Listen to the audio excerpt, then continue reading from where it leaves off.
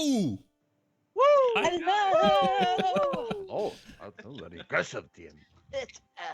The aggressive hello. All right, and now I'm readjusting some cameras as per usual. Hello, everybody. Welcome to this week's episode of Hard Knock Dice, the Eberron edition.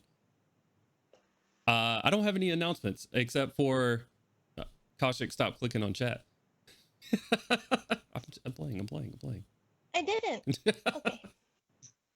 Okay. Did you just do it, Gorrim? Did you just do it just to see?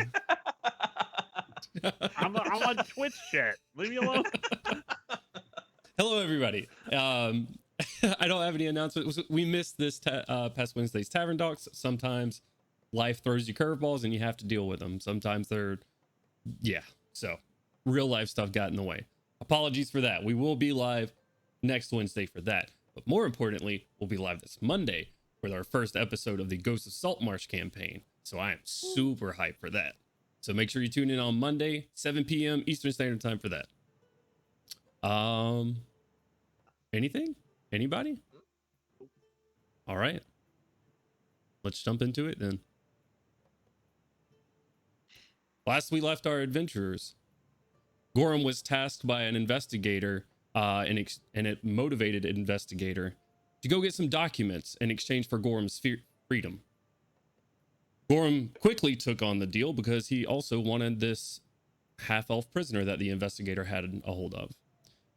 The home they had to break into was the Baron of Passage and the Baron of All Lightning Realms in Eberron. Quickly taking on this adventure, they broke into Journey's home, the name of this estate, making their way up through the house without seemingly an issue. They find the documents they're looking for when they are met with a small housekeeper, followed by 5 helmed horrors. They dispatched of all of them quickly, including the goblin butler, who is elderly and helpless and blind, nearly deaf. Probably couldn't identify them in a lineup. And then they left.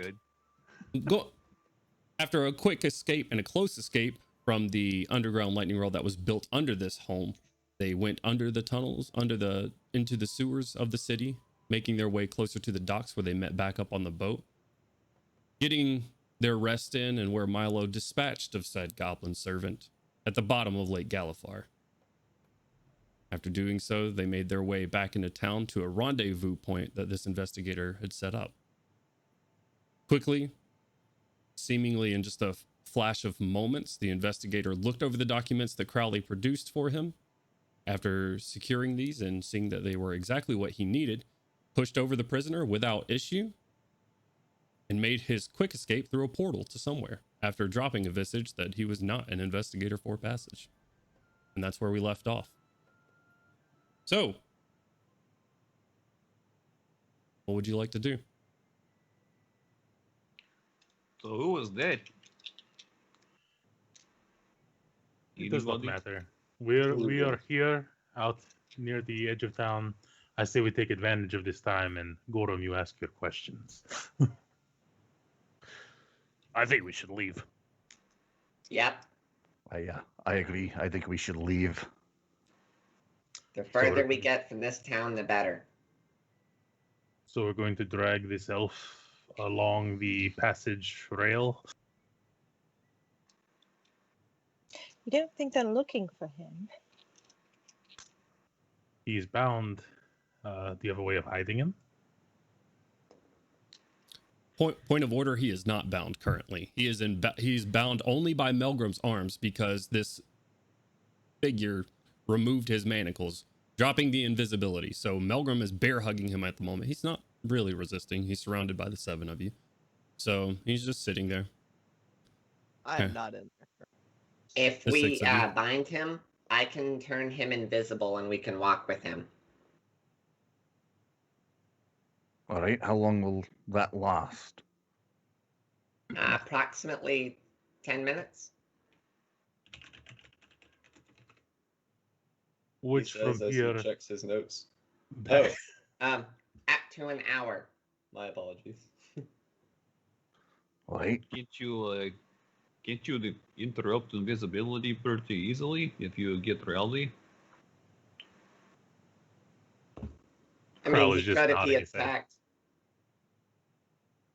We should probably either ask these questions here or knock him unconscious before turning him invisible. If we're going to be pragmatic about the situation and actually try to escape with him successfully. Yeah, that sounds like a good idea. Indeed. All right. Hello, fella. Sorry about this. No hard feelings. Oh, come on. Oh no, absolutely hard feelings. Don't be upset, dear. Let me do it. Let me be the one to knock him out. I'm going to go get Gandalin, so you guys do what you need to do. I can get Gandalin. I mean, I'm just going to walk out the front door and wave at you. Do you know where Gandalin went? Said he was going outside to scout things out, right? Mm-hmm. To keep an eye on things. Keep an eye on the front. Yeah. My Okay. homunculus probably has eyes on him, so I was gonna have my homunculus go let him know, but Oh, that's fine too. Well, it was your Damn it. kestrel who was on the front porch or on the front fence post. I'll still be sending my homunculus because it's the only one that can speak. Okay. So, Castro. Start screaming. What the fuck is your problem, Bert? Okay. I'll detach the homunculus drone and have it go tell Gandalin that it's packing up time. Within a matter of moments, you see Milo's familiar homunculus zoom up onto the edge. After taking a moment to just sort of scout around and find you, sits on the edge and lets you know. I don't have a voice for this thing, Milo. I'm not going to voice your homunculus. So if you would like to do so. I don't have a voice picked out. I was originally going to have it be the really polite butler one. Like, pardon me, sir, but it would appear to be time for us to be departing. You might want to collect your things and return to the house. Okay. Very well. Also, this is the first time you've heard it talk. Yeah, this is like,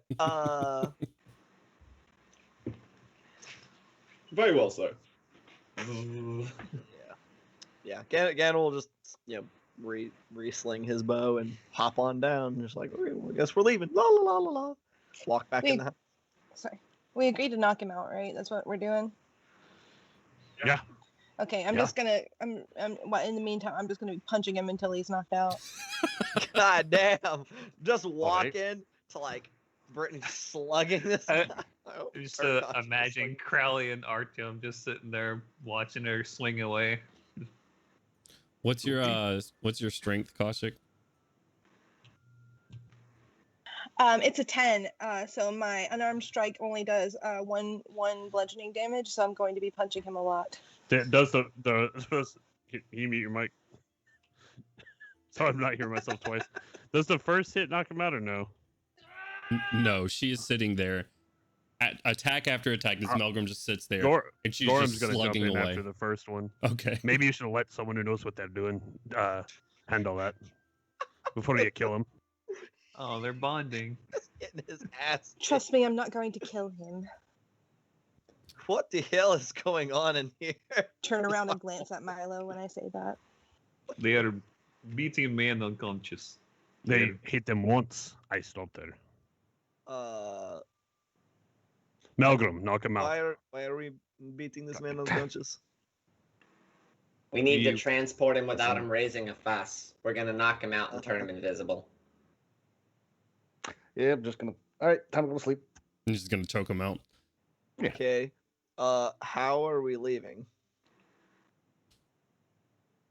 Well, they imagine with horses and all of those Yes. other things.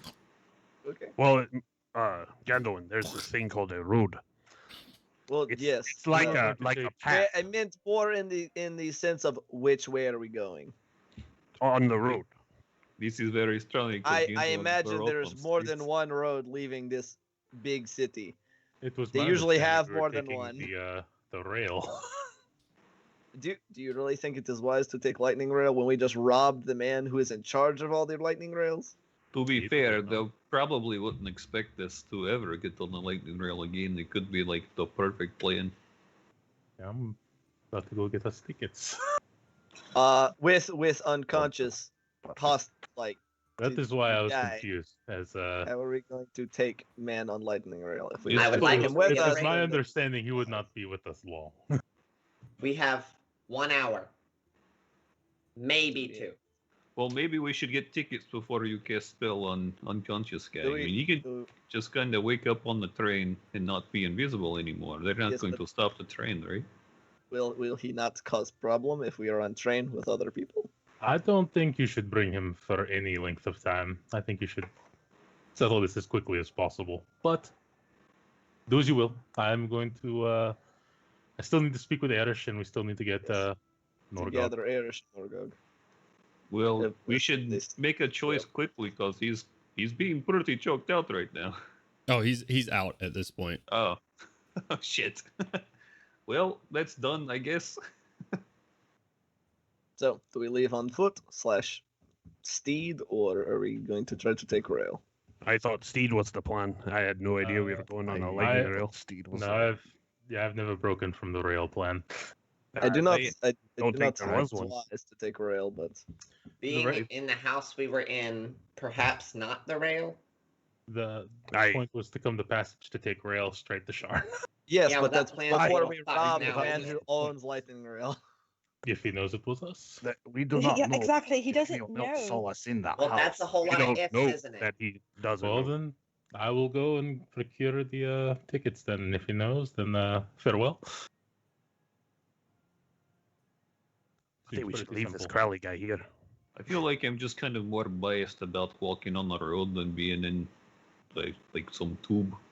I definitely feel like we have more options open to us if we need to escape if we are in open area as opposed to on tube. Like I have not rode on lightning rail before. What kind of security is there on these lightning rails? Don't know. I'd rather ride. Yeah, let's ride. The lightning rail involves too many ifs. If something or You're someone trapped. saw us, if they detected us, if there's a lot of security. That's a lot of ifs. The last time somebody saw him, Milo, he murdered them, so who knows how many people would meet their end on the lightning rail. No one will make it out alive. Milo immediately stomps out of there when you say that. If there's a door, he slams it. Oh, Somebody's Sure, feeling sure. hurt. You slam the decrepit door behind you, and the second Smash. hinge falls off, and the door is now barely hanging on to the front of the house. It's Well, not a very ugh. satisfying slam, as just rotted wood just sort of pads up against the rotted door frame. Well, I then think you got the point across though. was my understanding Norgog needed also the quickest route there, so we might be separating from him and Erish, because Erish is also taking the rail. this is true. But we should consult with them first so as we do not just disappear, especially considering we are Erish's employers. Yes. Yeah, absolutely. So, who goes So to we- find them? Exactly. We split the group who's staying here. The fewer who go to look for him, the less noticeable we will be. I'm not I- in the room, so.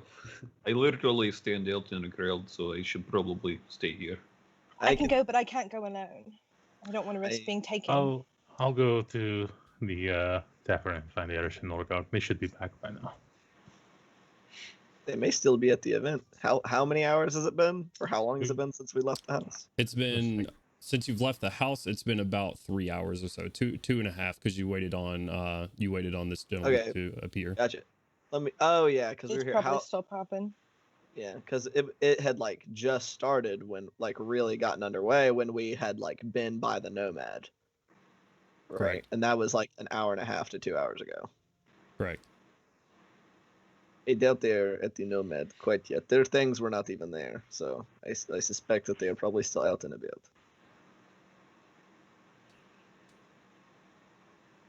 So, Koshik and Corelli, you would like to go?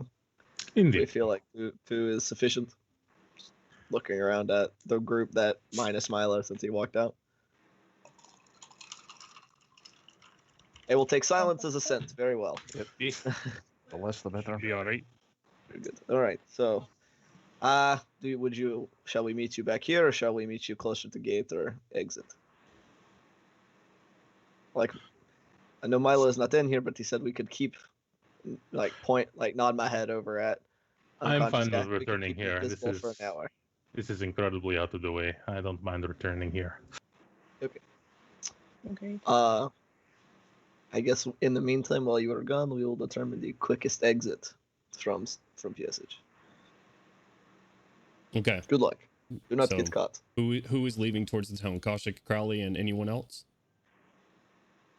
Just Kaushik and Crowley. Okay. Just the two of us. Team Hooded. I'll send Beric Woodland Okay. just in case. Smake the bird around a little bit. I'll know. It's not the real bird. It's not like cruel or anything. Good gravy. Okay. All right. So is everybody There we else go. staying at the house with just staying in the house currently? For now, I would like after they leave, I would like to kind of, I guess, look around the immediate area, like try to, if I can, determine how close we are to the nearest exit of the city Okay. without having to go too terribly far. Yeah. And you don't. You're near the edge of the city, near the southern edge of the city currently. So you are, if there was an escape to be made, it would be right here. There's sparse woods here. It's not like it's going to be a very covered escape, at least not for a while. Well, is there like a road? Like that would Yeah. be like an exit road, so it would look less like we are fleeing the city. Right. And Yeah. more like, it, there's a group of travelers just exiting. it runs right along the rail itself. And there's not like a wall surrounding the city or anything. No. Okay, perfect. Good, awesome. Yeah, I guess other than that, just kind of take a look around, just while they're gone, just kind of scout around, seeing if there are guards or anything that are patrolling the area, anything along those lines that might cause problems. You don't see any guards around here. All right now. Perfect. Okay. Kaushik and Crowley, where are you heading to first? Crowley's gonna disguise self. All and it's gonna look like a Weasley sort of guy with thick glasses and Gandalf's hair disheveled. All right. It's like a Milo Gandalf hybrid. Indeed. Okay. Kaushik, I just assume hood up as per Yeah. usual. I got a new hair color, so I'm as disguised as I need to be. We'd be bopping back into town. All right. They'll never recognize me with dark hair. I suppose. Oh shit, that looks really good on you. Oh my god. God. All right. Where are you making your way to, guys? I'm going to return to the tavern. To the Nomad? Yeah. Okay. Easily enough? Would we be passing through the hype on the way back, or is it out of the way? You would not. It's out of the way. Okay. Hype. You'd be passing you're on the outskirts of town now, and the Nomad is closer to the water. You do not go through the town square to get here, which is where the event is being held. The only reason you guys saw it last time is because Milo had I don't know, one of his animals in the sky. He had a gadget in the sky that saw it. That's the only reason you guys knew it was still going on and catching some steam. But I mean, without issue, you guys make your way. It's fairly deserted. You barely see a person here and there. The Nomad, when you enter, is completely deserted except for the one keep behind the behind sort of reading a small novel. Oh, hello. Can I help you? We're just here to see if our friends made it back. We know their room number. Place is empty except for me right now, so Oh, so no one's come back from the party? No, it's still going on. Oh no. All right, thank you so much. I think we should go back. We should go to the event and see if they're still out there. Oh goody. Thank you so much. We're gonna head out of the tavern. Head out of the nomad. Okay. You guys make your way outside of the tavern, going back towards the main square where you had been shopping earlier. And you come to a... Is everybody hearing that white noise? Yes, I believe it is coming from Kent's end. Kent, do you have a fan or something going on, or you want to... Okay. Yeah, that was it. It was a lot of white noise. All right. You guys make your way. I thought it was more than normal. I was like, what in the world is going on? You guys make your way into the town, taking you 15 or 20 minutes or so to get there. And it is bustling. People left and right having a good time, going to carts and stuff right now. They have a sort of a main stage sort of built into the middle of this park area, into the middle of the town square. Currently empty. Nobody is on it, with a podium on it with a symbol of familiar symbol of a unicorn on the podium. No one is currently there. I assume you're just looking around, looking for Erish and Norgog. I'd say that's fair. Okay, give me perception checks.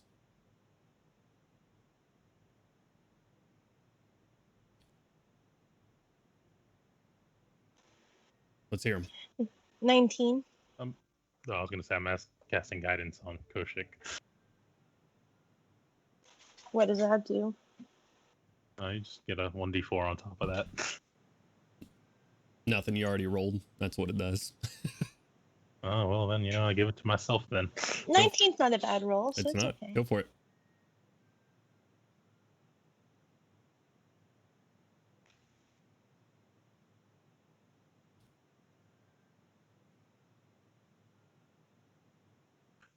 $10 plus...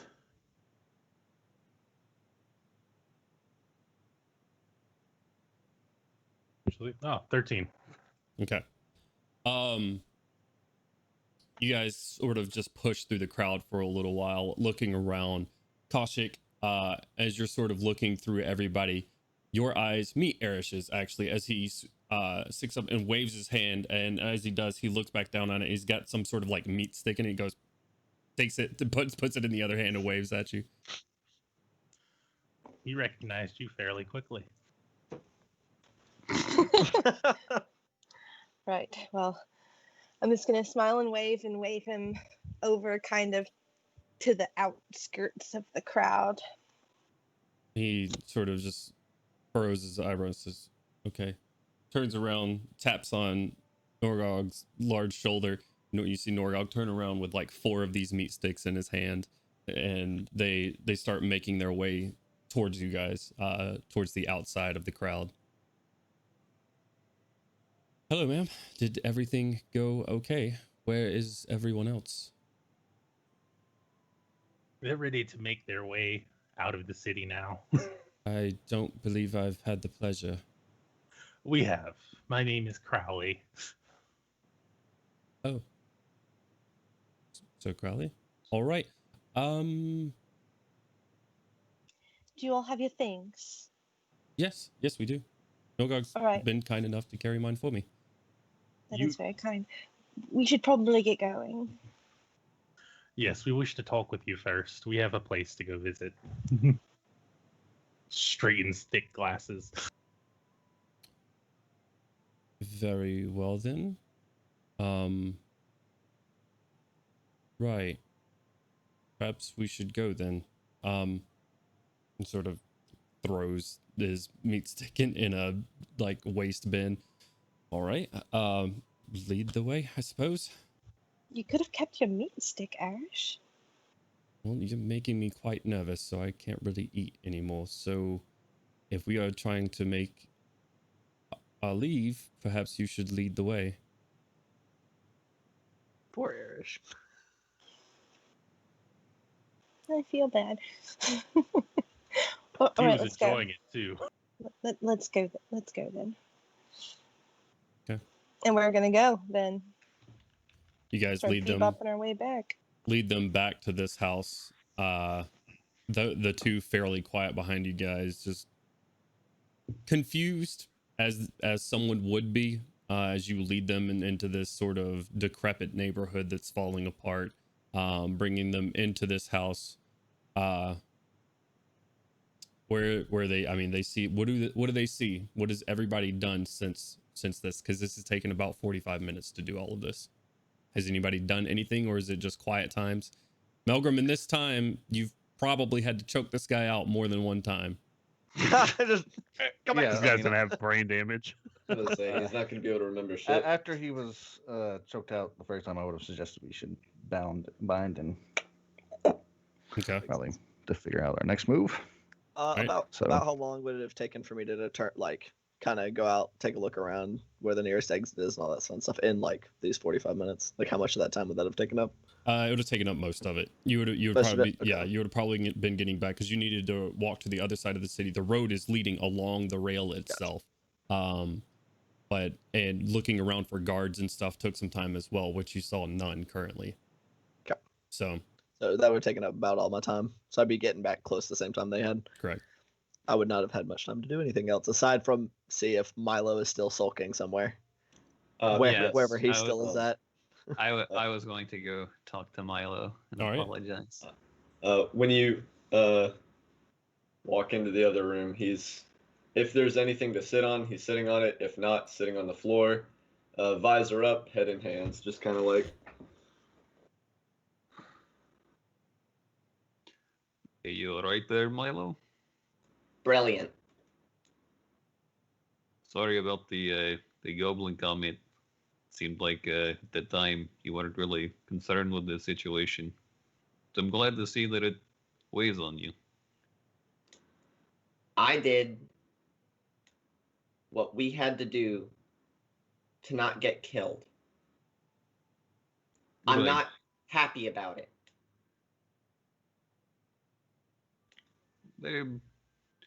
It's a terrible thing. It's already done, and it sucks, right?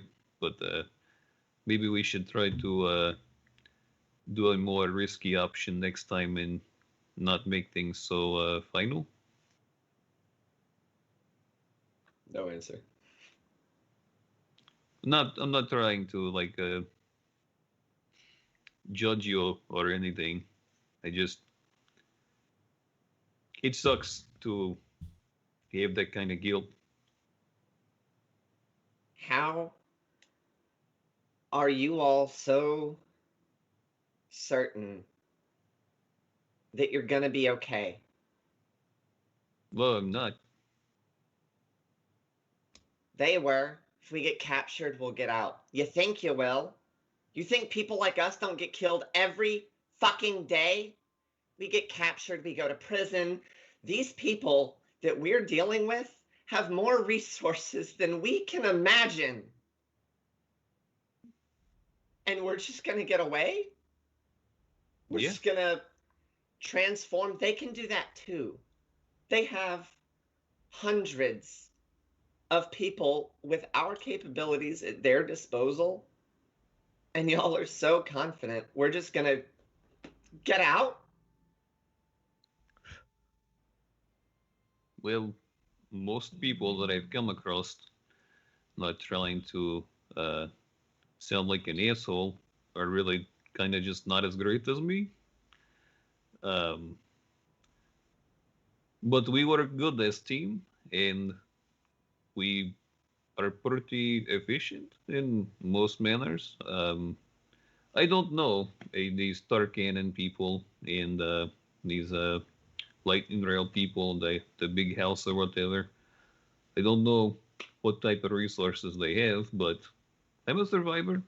You're a survivor. Everyone here is a survivor. They're going to get by, and they're motivated by money. We're motivated by necessity and friendship. So I guess. Sure. I'll say sure. You're my friend. Here, have a drink. You'll need it. No, he will no. actually Wait. take the drink if offered. Look, I have this really good stuff I stole from those assholes. I have no idea what it is. Here, taste it with me. I imagine it's Give it a really good. taste. What are you gonna like the whole bottle or what? I imagine I'll just sit there and keep drinking with you. But yeah, I'll hand you the bottle. Probably have a couple. All right. Make con saves, both of you. Hey. Oh shit! You're poisoned. You fool. That's a big old 6. Just for logic, I'm gonna roll at disadvantage. That is a nat 1. Okay. Both of you sit, and it's got a odd licorice type taste to it. But it's sweet at the end. After sipping on this a few minutes and sitting around, sort of just talking back and forth, handing the bottle back and forth, you start to see little like iridescent flowers start growing out of the wall, and sort of like ethereal vines sort of crawling up the wall. What? Did we both see this at the same time? Around the same time. You both started drinking together, yeah. Do you see While getting that good peer. Milo, there are fake creatures about. Yep. I'm we're on Dex check real quick. That is a natural 1. I'm gonna rush to the door and probably trip over something. Okay. What door are you rushing to? Back to where the rest of the party's at to alert them where the fake creatures are coming. Okay. I'm poking at the ethereal vines. You go to poke and they respond, Milo. You push your finger and it's like there's some sort of jelly-like resistance to them as you poke at them, pull them. You break one vine and it just sort of, and like glitter comes out of it, sort of just slowly floating in the air. And if he comes back, that is exactly what he'll find me doing, just sitting there fiddling with the vines. Oh Jesus. Yeah, I'll get into the guys that are fairy creatures and vines and stuff in the other room. Gorrim's gonna go look. Gorrim's gonna go look. I want to see the fairy creatures. Okay, roll a perception check.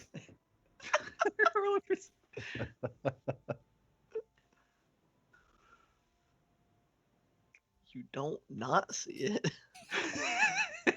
I had to do a perception check because it's Gorrim. 13. You don't see anything at the moment. Typical fairies. I can't see anything. You see Milo picking at the wall. Milo on the vine itself in front of you. On the vine itself in front of you, Milo, as a flower starts to bud and appear in front of your face, the flower opens and you just see a face sitting in there, like a cherub face. Oh my god. Hi. Are we both having a shared hallucination, or are they different from each other? Do you have no idea? Well, I mean, do I see what he's responding to is my question. Well, you're behind Gorrim right now. I would assume you're not back. I got 3 feet above Gorrim. I was gonna say. Well, the reason he sees this is because he's face to face with the vine right now. Probably no one sees what Milo's reacting to right now. Ken, you walk into the room though. The doorway. I mean, they're starting to cover the doorway. Come out of the doorway up on the roofs. Flowers. I don't know what's happening. This could be some type of spell. I gotta get Milo out of this. But I come across the room and try to like, oh, I gotta go. Gorrim, RTM pushes past you and grabs Milo around the waist and starts trying to drag him out. I respond feebly with a nat 1. I'm gonna go look at the wall that Milo was screaming at. You go and you look at the wall. I mean, other than shoddy craftsmanship, you don't see a damn fairy anywhere. Or Good lord. Just an eyebrow up, looking Oh around. no. What's going on in there, Gorrim? Nothing. I don't see anything. Do I see the bottle? There's nothing new. you don't have the best eyesight. You only have the one eye. yeah, I would say you probably see the bottle in one of them's hands. Whoever was sipping on it last. That's also nothing new. But it's a fancy bottle. Do I recognize it as the bottle from the big house mansion? I'm gonna be honest. RTM's taken a lot of bottles in this entire campaign. I don't know if Gorrim would have kept track of what bottles he had in his hand. And he started off the campaign with like 3 bottles of liquor. It's fair. He has a problem. You need to have an intervention. After about 5 or 6 minutes of this, which seems like an eternity for both of you, as this takes over the entire house, and you two are more concerned with pulling each other away from this, they start to fade out of existence. They start to like drift off the ceiling into glitter and then into nothingness, and then it's all gone. Yeah, I would probably start going into the other room to try and figure out what it is, and very poorly over the course of however long it would take, try to ritually cast detect magic and keep failing. Okay.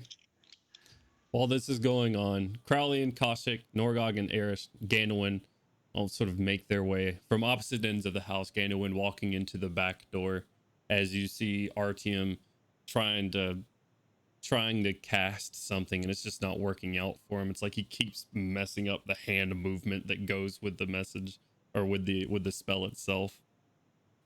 What? And Milo's just sort of staring at the ceiling. Koshik, Crowley, you guys walk into the front door and see this same thing. What are you two doing? Just looking between the two of them. Like, There were Right. vines and stuff.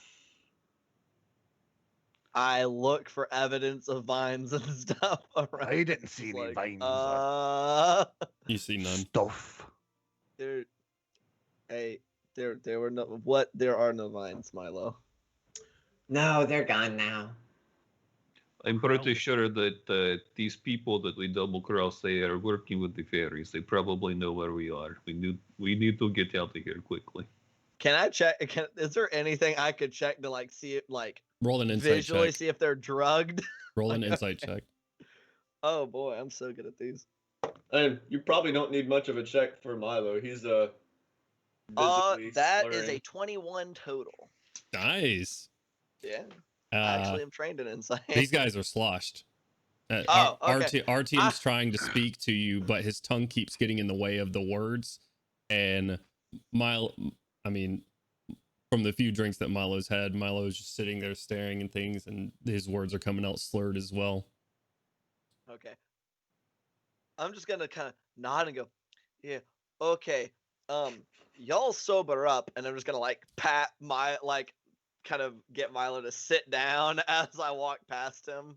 Oh, I was already on the ground. Okay, good. Just like pat him on the shoulder, like, yeah, okay, you stay right there for right now. You Okay. just sit still. Thank you. Yes, you too. Point at Artyom. Sit down. Yeah, I'm in the middle of a Good. trying to cast a or like a little magic circle. Okay, he doesn't seem like he's hurting anything, so I'm not gonna bother him with that. So just let him do his thing. These fucking vines keep messing up my ritual, man. Other than that, check. I guess if we enter the house at the same time, like, yeah. So I guess they agreed to come along then. Yes. Looking at Crowley and Koshik, even though Crowley looks weird, like, Yeah. You see kind of Milo's face turn like, Crowley's usually does, and it's a little awkward and weird. Yeah, they came with us. It's okay. very well. Wait, are you actually looking like Milo?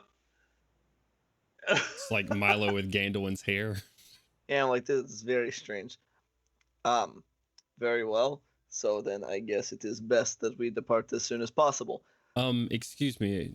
Yes. I have not been told anything except for we're meeting here. We are going to the rails now. I just look over at Koshik and cry like, They were in a very busy district. We had to just pull them away.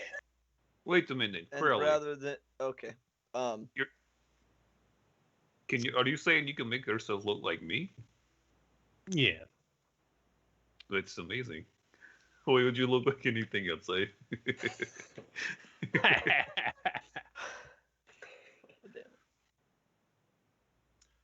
Can someone that please laugh, give me Crowley's some just, sort of pulls explanation? the face off and Yes. So, most simply, we will not be departing via the lightning rails. We'll be going on foot / on horseback. Horses. Shut up. Largog, I understand you have to make your way quickly to Sharn, so if you wish to take the lightning rail, that is fine. Right. Who's that? I just kind of look at Crowley like, you. Norgog did not discard his meat stick. He is still enjoying one. Of course not. I that is as expected. How many meat sticks does he have right now? Because he said he had like a handful of them. Correct. He only has 2 in his left hand right now. Nice. Hey, Norgog. Shut up, Milo. Norgog. Huh. Can I have one of those? I'll give you like a gold. Hold his hand out. You're gonna like rummage for a gold piece, like.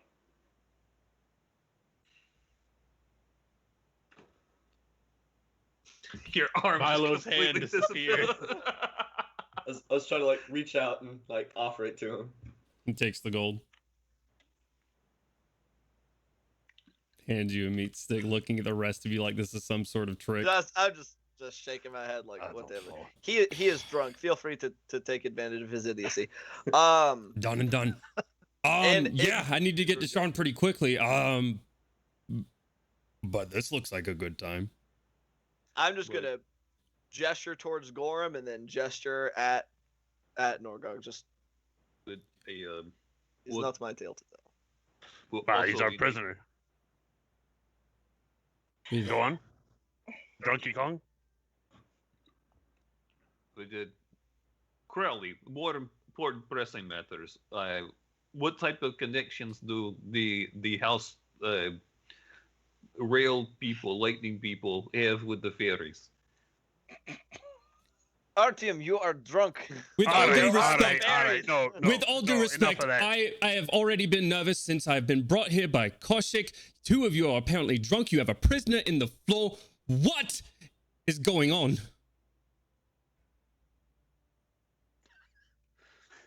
We simply I'm want to keeping tell meat you that stick. we might be splitting ways early, Erish. You will still go along the railway as planned, but we might have to detour ourselves. Nothing has changed in that regard.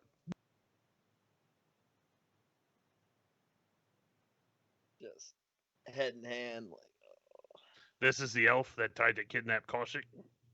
We had to make a deal to get custody of him, but now we have him. What kind of deal?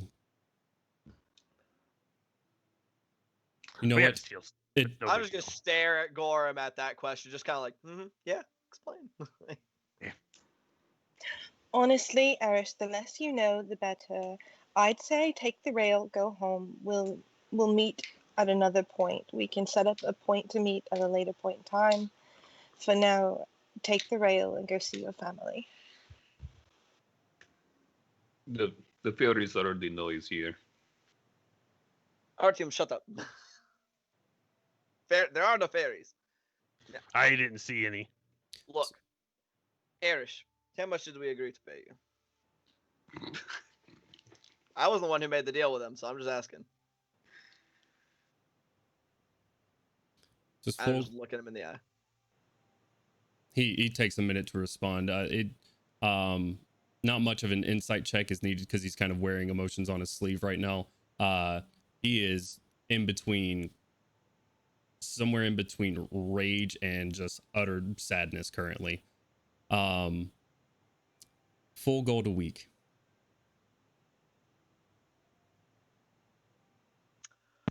I'm gonna take. Hold on, let me see how much money I've got. I gotta double check. I'm gonna pull 100 gold just out of my personal funds, just kind of count it out, like wrap it up into like a smaller pouch if at all possible. Walk over to him, like take one of his hands and just put it down in his palm and say, "Look, the less you know, the better." As they said, should not have been brought here in the first place. Take this 100 gold and go about your business. If you at any point you wish to re-enter our employ, we would take you gladly. However, I would not ask that you risk your life or liberty over anything that you are not a part of. Understood? He looks at the bag of gold. And he looks towards Artyom specifically, while he's sort of sitting there on the ground, and he goes, "A friend." Turns around and leaves out of the front door. Oh, we... I didn't want that to happen. Well, yeah, I'm going to go after Erish. I don't give a fuck if I'm drunk. Crowley will go after Erish and try and stop him. And it's like, a moment, Erish. He is not turning around right now. He is currently storming off. He's not like in a sprint, but if you know an angry walk when you see it, and he is pissed. Hmm. I mean, I got long legs. You gonna run up and catch up to him? Yeah. Okay. As best I can. Yeah, I'll catch up with. Yeah. Erish, please hold on. It's a very long story. I can tell you everything. You don't deserve to be kept in the dark, and you've put yourself in enough danger being here with all of us as it is. There's no reason. No. Please correct yourself. I did not put myself in any danger. Well, yeah, I apologize for that. You're right. We've all endangered you. You're absolutely correct.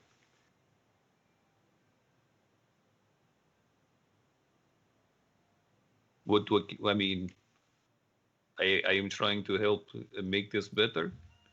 I'm trying to tell you what's going on. Could we talk about it? I'm here. We went to a house and we stole some things so that we could get this guy out of jail because Gorrim really doesn't like him. So we're going to lay low for a little bit, and then Milo accidentally killed the guy, and I said some things and upset him, so I was helping him forget about the pain by drinking a little bit from some liquor we got, and it is very strong.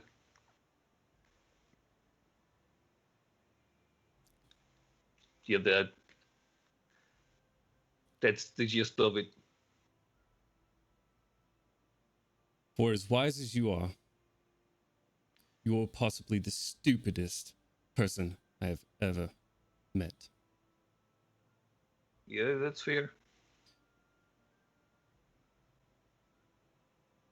He kind of looks back to Crowley.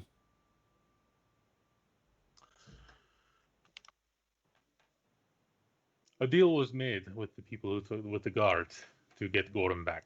We fulfilled our end of the bargain, and in return, we were given the prisoner to question about matters far from here. I assure you that at least was done. Who have you pissed off to the point where you have to run? You're not runners. I have yet to see you run towards danger. I've seen it time and time again. So what is this? What makes this different? Who have you pissed off to the point where we now have to run and I have to split off my way? Well, you were originally going to split off from us as we go to Sharm, but I digress. We did say that we went into initial. We do not know for sure if they are after us or not, but we had some dealings with House Orion. Until we can be certain that we are scot-free, it is best that we split up until the appointed time that we said that we would rejoin. As you remember, we spoke of before. We didn't, actually. We did, actually. Please We remind discussed me. plans going.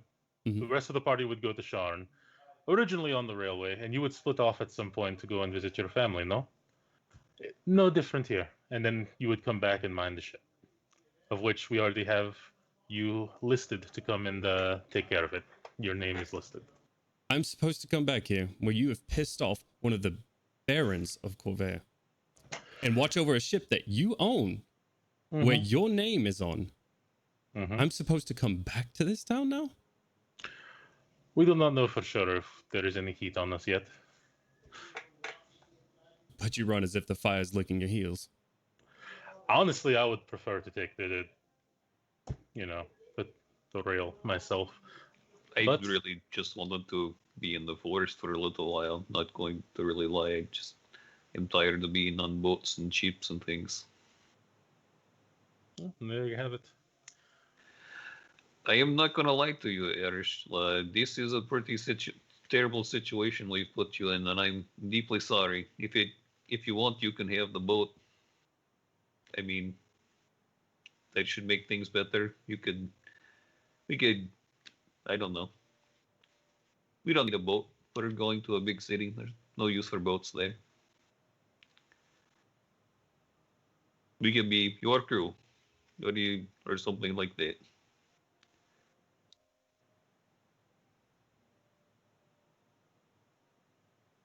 You've put me in a position of choosing between friends and my own safety. And I do not like you for it.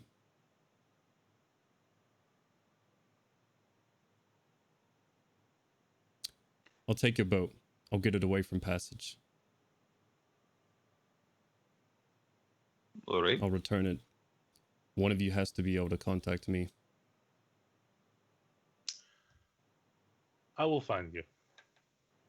Do not worry. If you have some place you wish to dock, let me know now, but otherwise I'm confident I can find you anytime in the next couple of months. Send me a message. You've actually already pissed off some of Corvair's couriers, so you'll have to find other means, but you can pay people to message me. Do it. Is that it then? For now. And I will let you know if things were indeed as hot as they seemed. Just glances back and forth in between you. Walks away.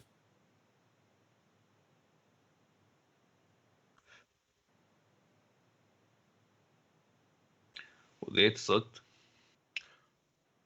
For him. And then Carl is going to turn away and head back to the ship. Or not to the ship, but to the house. During this time, what has Norgog been doing? Or what has his general reaction been? He's seeming to make pretty light of it. It seems like some human wrapped up in ropes is whatever. He's never really had any sort of respect for law enforcement. I mean, he's he's not from any sort of very, very civilized area, right? So he's chomping along on his meat stick, sort of finishes it up. All right, and well, I do need to get to Sean. Is that the point, though? Getting to Sean? Is still the plan, yes. I mean, yeah, all right. I'd like not to hop on a train with a bunch of yuppies and just doesn't seem like as good of a time. This is fair. If you wish to continue to travel with us, you're by all means, you're still welcome.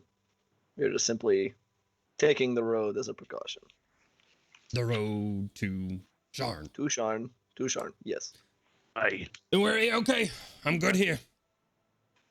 Okay, very well.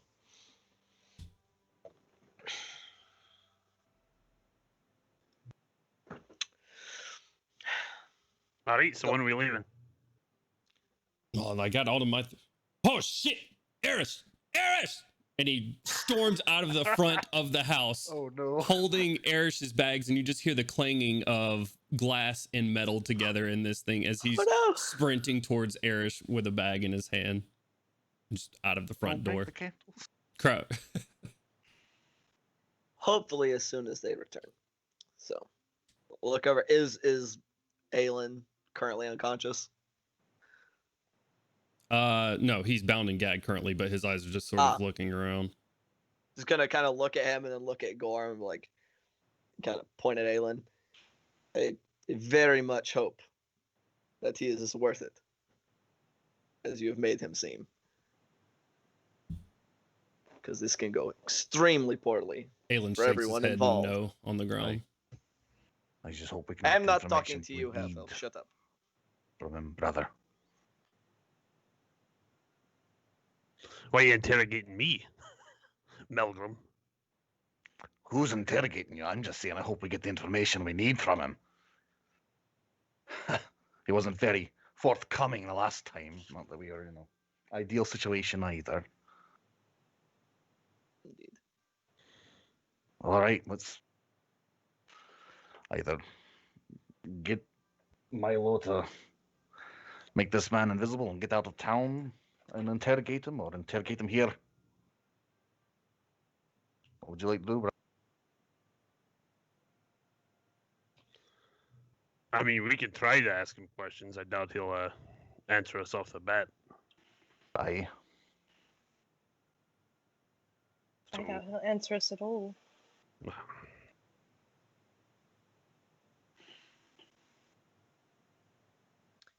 It would Bruh. appear. I'm just eating meat stick. Oh, It would appear What's- that he has been trained to resist most normal forms of interrogation. What's the DC on that that alcohol? By this point, the effects have faded. You don't know what the DC is.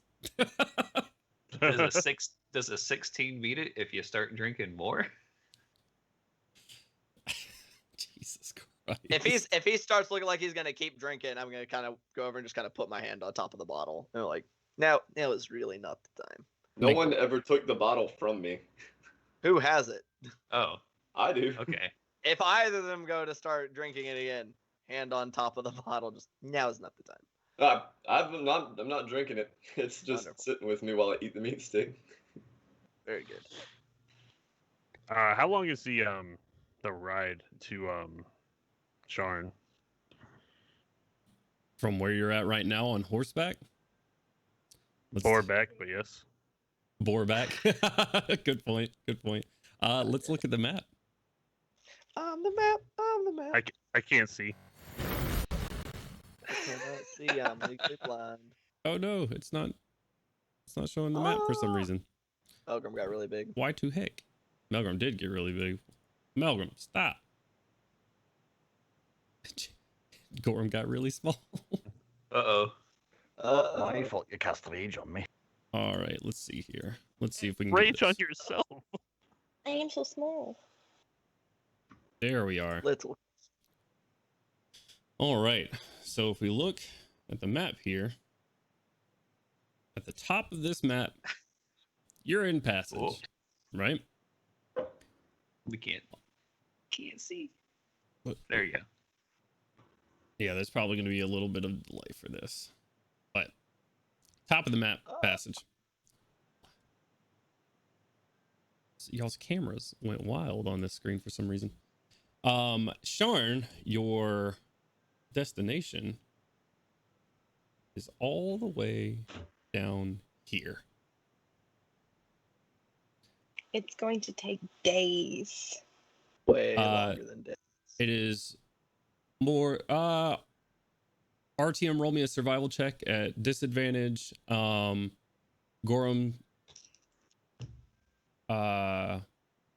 18. since you're the one looking at it, I'll give you a check, and then Crowley, it's your map, so go ahead and roll a check as well. Okay. 14. Okay. What was your roll, RTM? 18. A disadvantage? Nice. 10. Wow. 10. Otherwise, it would have been a 26. God damn. Very nice. You think this trip, RTM, best guess on horseback, looking at the forest that you hadn't have to go through, the black caps, which will have to circumvent. This is probably going to be a minimum of about a 2.5 week journey. All right. And that's going to be pressing on day after day, no stops. Yeah, I want the party. If we go on horseback, we're looking at 2.5 weeks if we keep steady course and ride hard. We have the map, like we're like actively looking at it about this time. Correct. Mm-hmm. So if it shares all the details that the map that we are able to look at are like OOC. While they're doing the map, I'm fiddling with a contraption to turn the guy invisible. Okay. Make a tinker's check with disadvantage. Oh. 19. Very nice. I'm kind of pointing at some of the points on the map where the lightning rails kind of cross along the road, which I assume are stops in some of these cities. Let's see. After we have gotten some distance from Passage itself, we may very well be able to figure out whether it is safe for us to perhaps hop on a lightning rail at a later time once we've gotten some distance. Maybe had some time for some news to spread as to whether it is safe or not for us to journey along them. Speed thus by That sounds travel smart time. to me. We could probably head to Marketplace and hop on there. That is what I was thinking. I can meet with a contact in Marketplace, see how far the information has gone. But we can't keep him invisible for days. It's only an hour. What are we supposed to do? I He will thought have the to be dealt with between Yeah. us leaving here and by the time we wish to rejoin a lightning rail. We won't be taking him all the way to Marketplace, I can tell that. Just gonna look We'll have over. plenty at of the book. time to speak to him. You'll have to get what information you can out of him, and then he will have to be disposed of. That was the plan. Very good. The way you mean like disposed of, like are you just going to torture and No. kill this man? Yes. Immediate sideways glance. So you can kind of shrug, like, I do not know what else you expected.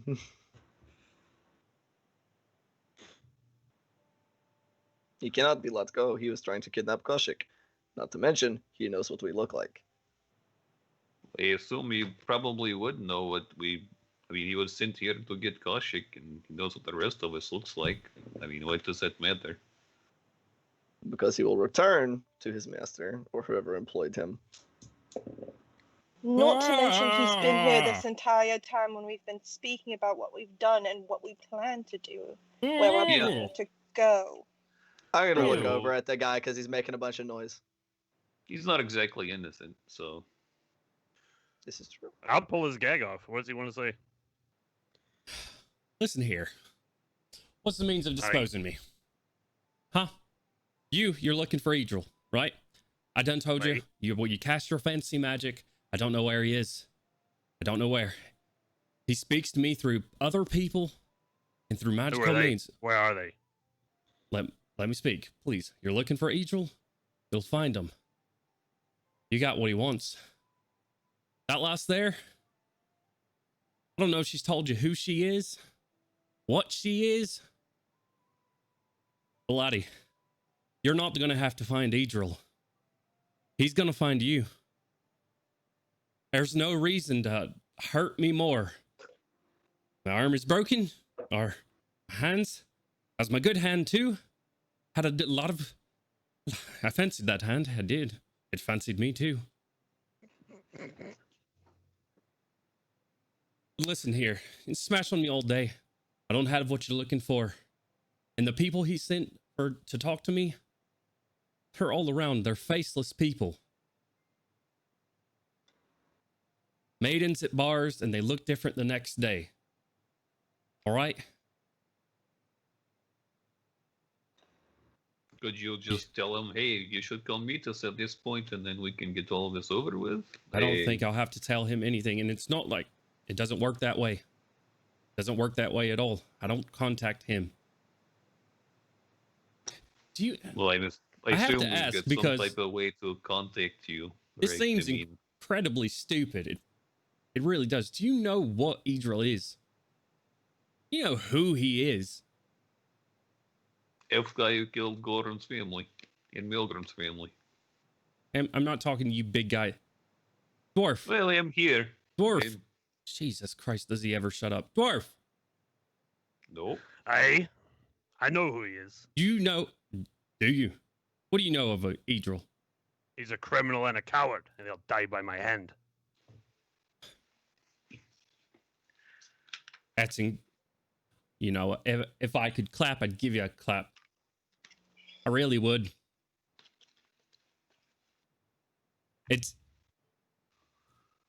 You haven't told him anything, have you?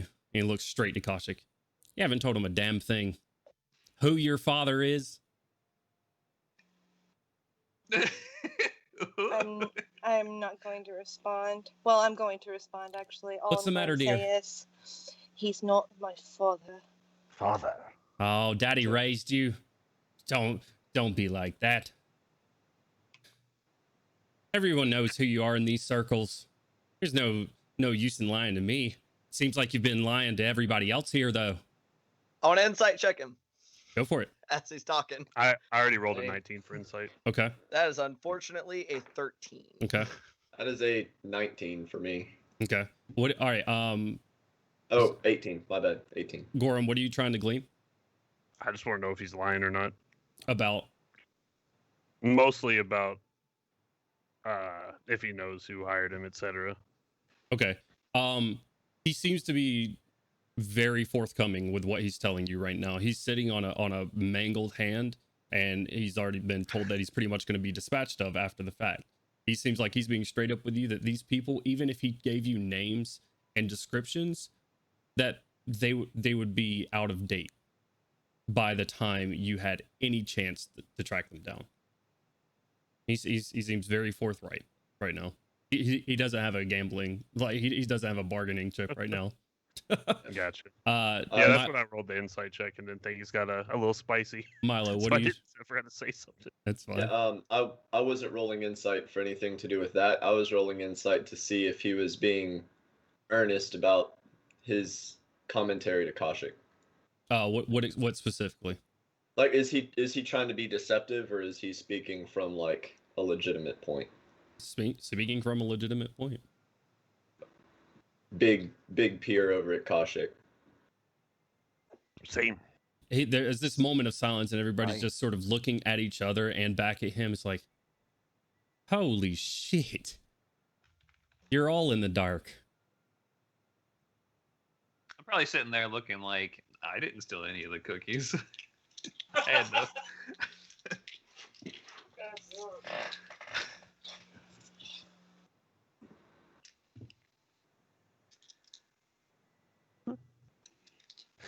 Gonna loudly. All right, very well. What's the is matter, stupid, dear? And I'm gonna draw my longsword and just start walking towards him. Listen, Whoa. I'm gonna step in front of Gandalf with my hammer. Like reach He out. is, is he is the- going to give us no information that is actually valuable. At this point, might as well go ahead and get rid of Wait, it. let's at least use some magic or something on him, like some spells. We can make sure he's telling truth. Yeah. We did that already. Who is Koshik's father? that's Adriel. He is not my father. And I am going to cast Guiding Bolt. Okay. He said, "Candle, get this motherfucker." He does have half cover from you right now because Gorrim is in front of him actively trying It's to not gonna interpose hurt him. Gorrim, is it?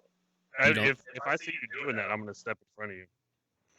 Well, go ahead and roll your attack. You've said you've done it, so do it. And then, depending on the attack roll, we'll see what happens.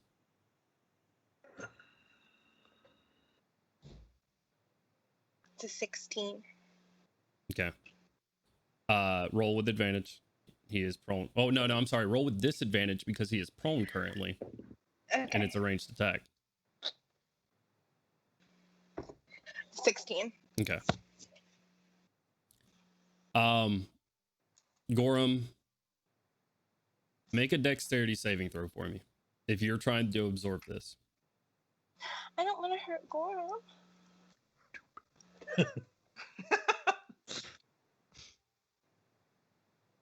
18.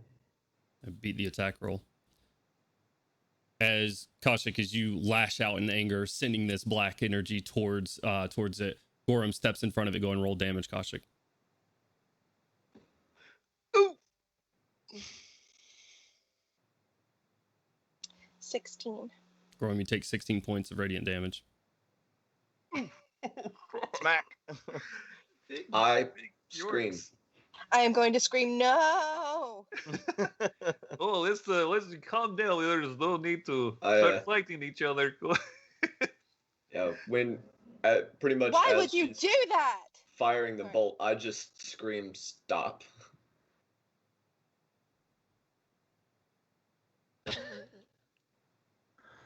All right.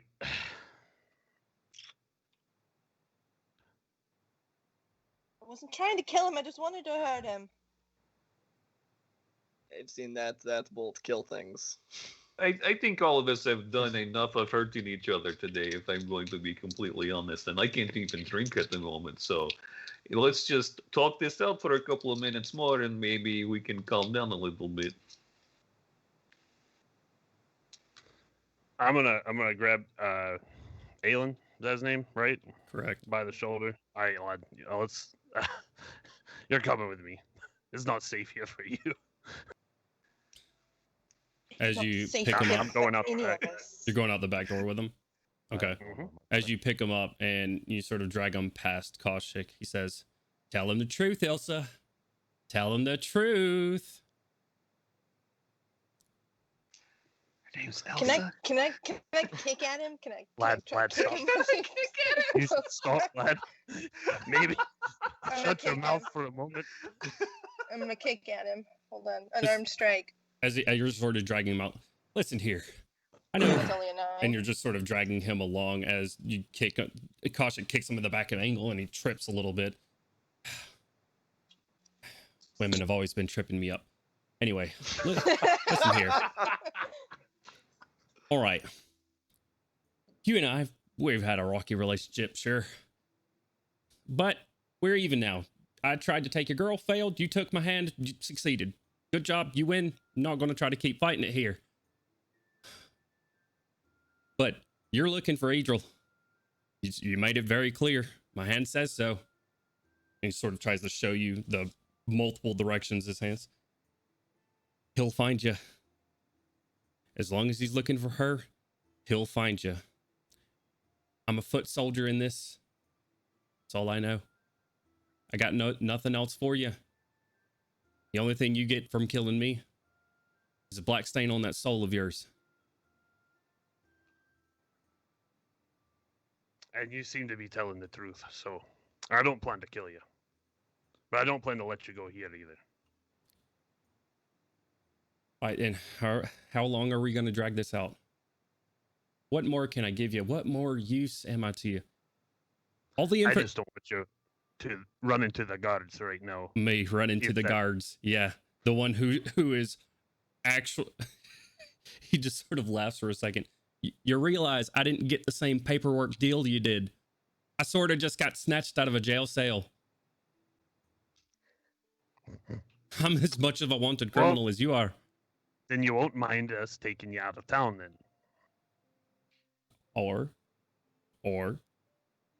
we could split up, go our own ways. Everybody's cameras got really big for me. Yeah, Brittany and this was Melgrim did the Cody's. same because they're clicking around on things. Yeah, well, Cody, I think Oh, Cody blue screen. I see you. I didn't touch anything. Milo touched the whole Oh, Skype you got system. me. I like this Anyways. story. He's sitting there. He's like, I'm of no use to you here. All right. Let me go. I'm on my way.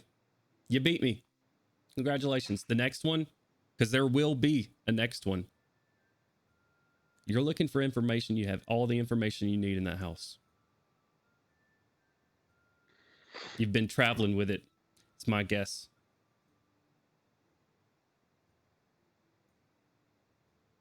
The two of them are outside, right? Yes, they're currently Okay. out back. Fairly far at this point if Gorrim has kept walking. I'm gonna All right. So, forgive me. I can't trust your word, but I'm gonna cast Zone of Truth on him real quick. Okay. Will you Give me a follow second. us? Don't resist it. That's just fishy. Well, he rolled a 10. You feel the spell's effect take hold. Will you follow us? Will you tell someone where we're going? Or are you gonna go back to Eberron? I'm not gonna follow you. I like my hands. What was the second question? Will you Are come you gonna after tell us? someone where we're going? Are you gonna tell Yeah, someone? that too. It could be both. Ask him again. Sorry, man. I messed that one up. I tried to answer all three of your questions. I'm not gonna follow you. I like both my hands. Are you going to tell someone where we're going? Aye. No one in this town. But No one in this town. I as much as I'm scared of you, there's worse things than just death and just pain. I don't know if you know that, but if you know Eberron, if you truly knew Eberron, you'd know what's worse. Oh shit. Eberron no worse when I find him. Are you going back to him? I told you I don't know where he is. He finds me. He does. Squints. Listen here. You've got your little magics on me. You've got me outnumbered and you've got me beat. I've got nothing to bargain here. I'm down to my skivvies. And he just kind of looks down at the like roughed up leather pants he's in and no shirt. He's like, I've got nothing for you. You want Eberron? I can't produce them. That's not our relationship. Someone in there can produce them. It's not me. OOC, real quick. Can I heal his hand? He is you could heal hit points for him.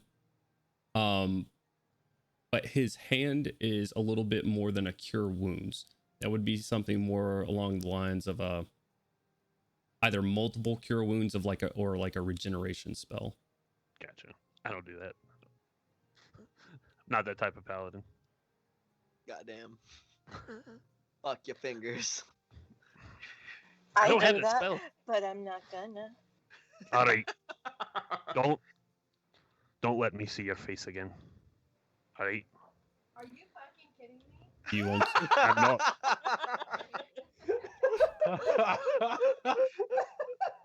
Listen here. Since your magic's still going, I can't promise that you won't see my face. Lad, if Eberron sends me again, I'll be coming again. I'm not coming for you. Don't think this is a quest for you, buddy. I'm after her. And if Eberron tells me to go get her, and he says fetch. Rough.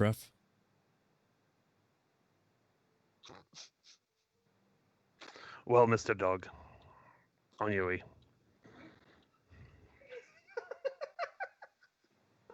Right then. On my way. Oh, dear God. We got to save these expressions for, the rest of the year. And he walks away. I Sort of. love being able to hear Rebecca on James's mic. He sort of keeps his front towards you for a second to make sure he's not going to just get fucking like hammered in the back of the head as he turns around. I wouldn't hit you, lad. Go on. Maybe make better life choices, but go on. 20 or 30 And I'm feet. gonna go back inside. And he starts running. Stop selling death sticks. When he comes in without Aelin, I'm like, where is he? He's gone. Yeah. I'm probably I gonna be like, immediately just "Oh, go man." outside, like stepping out the back door, like that is foolish. And What I do you go out mean he's and look to see gone? where he is. He doesn't. He can't help us anymore, so he's gone. I assume I don't see him by the time I step outside. Yeah, He Gorrim can't had help us, there. no, but he can hurt us. He can tell the gods where we are. He can tell the gods where we're going. He can tell the gods who we are and what we've done. He's Probably just there wanted here. playing He's not going to go to the guards. The And you think they won't soothing give him viola. some kind of deal? I think you need to watch who you're talking to, like that daughter of Idril. He's not my father, I've told you. Oh, he seemed pretty certain of who you were.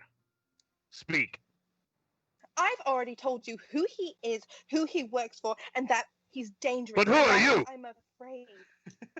I've Who are already you? told you who I am. He took me when I was a child. He is not my Elsa? father. Ilsa. Whatever. And of course, I'm not going to go by the same name that he gave me. It's going to make it easier for him to find me. So he's not your father, but he named you. Do you think he's going to keep the same name as when he stole me from my family? When he purchased me from a trafficker? I can't This speak. isn't all about you, Gorm. You're not the only one involved here. I've told you, I've told Gandalwin, you both know everything. You can't let him change your mind about me. I'm not the one who's tried to hurt you or me or any of us. And you let him go because It's better than killing him. it's better than killing him. Yeah, okay. So it's going to get us killed. Thank you. Perfect. If you're so scared of Idril, why don't you run? As they're I've been arguing. running. Well, then keep running. But I'll be there with you to catch him when he comes for you. In the middle of And their I'll kill arguing, your coward father. Sorry, Cody, I'm going to keep talking. He's not my father. No, go ahead. I was saying, in the middle of your arguing, I'm just gonna kind of shout, or not shout, but like loudly say, "We are so fucked," and then just walk out the front door and sit on the porch. Let him run. Let him go tell Idril. I What? don't Here. care Let about up. him telling Yidril. He knows who we stole from. He knew it was us. This is the whole point of us leaving, and now you've let him go back to the gods. Well, yes, he's wanted, but you don't think that for information on who stole from one of the highest people in this town, they're not going to cut him some sort of deal. You trusted him. A man who tried to kidnap me, who works for Yidril, you trusted him. Enough to let him go when he knows everything that we're trying to keep a secret. So you'd rather slaughter him like a pig. You're just as bad as your father. He is not my father, and I didn't want to kill him. We had a Then what? plan. We were going to keep him until we were further away to make it. Both of it. How so? That could have been figured out along the way. You wanted to kill him. You said so in the street.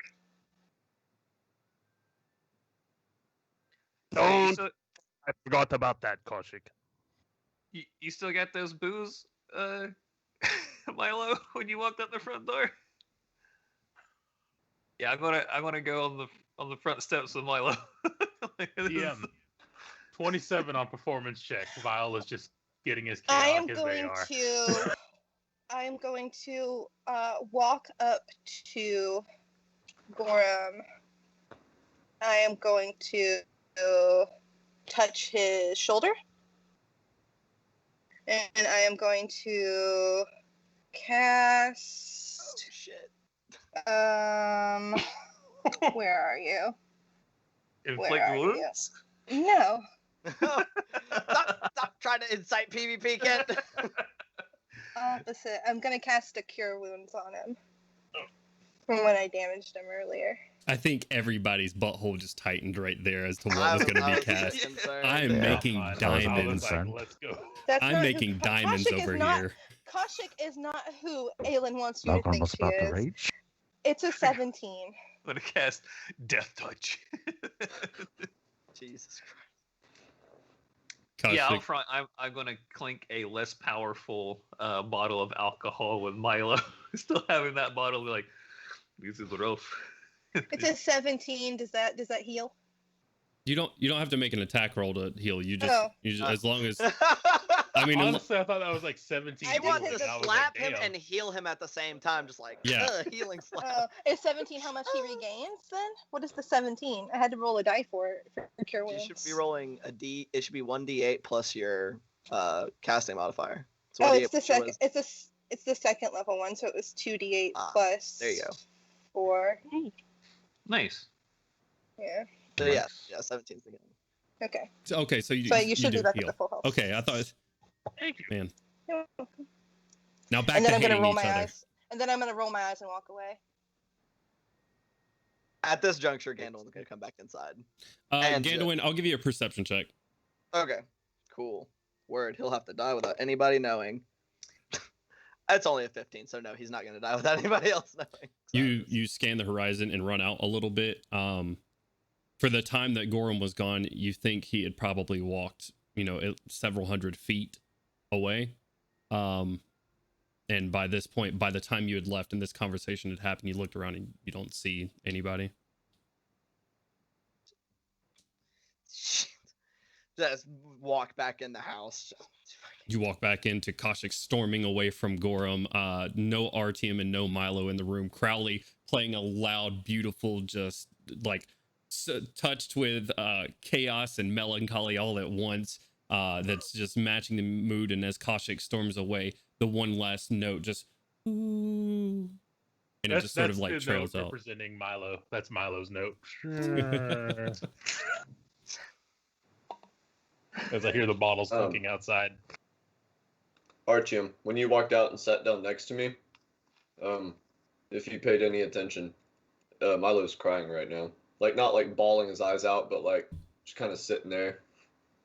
Quiet cry type thing. Oh. I like how crying. Like, RTM sees monsters and fucking bad guys and all this other shit and never goes, oh. But someone showing human emotion is just like, oh, Jesus Christ. Koshik is also crying, but she's away from everyone else. Crowley's going to rise after playing, and he's going to be like, Gandalf, Gorrim, Melgrim, let us speak really quickly. I'm just gonna point at Gorm and go, "You are a fool." You just let him go, brother. What's done is done. If we see him again or any of the game, I will make sure they die. I do not trust you anymore with this group's safety. As I told him, if I saw him again. And I don't care who you trust, Gandalf. Idiots. And I will walk away. Fuck this. And just as I walk out, we need to leave. This is no longer wait is no longer an option. If we are going, we need to go now. And we can go out and start getting shit on my horse. Yeah, Crowley was thinking. Same. Here's the point. Let us gather our friends and get out of here as quickly as possible.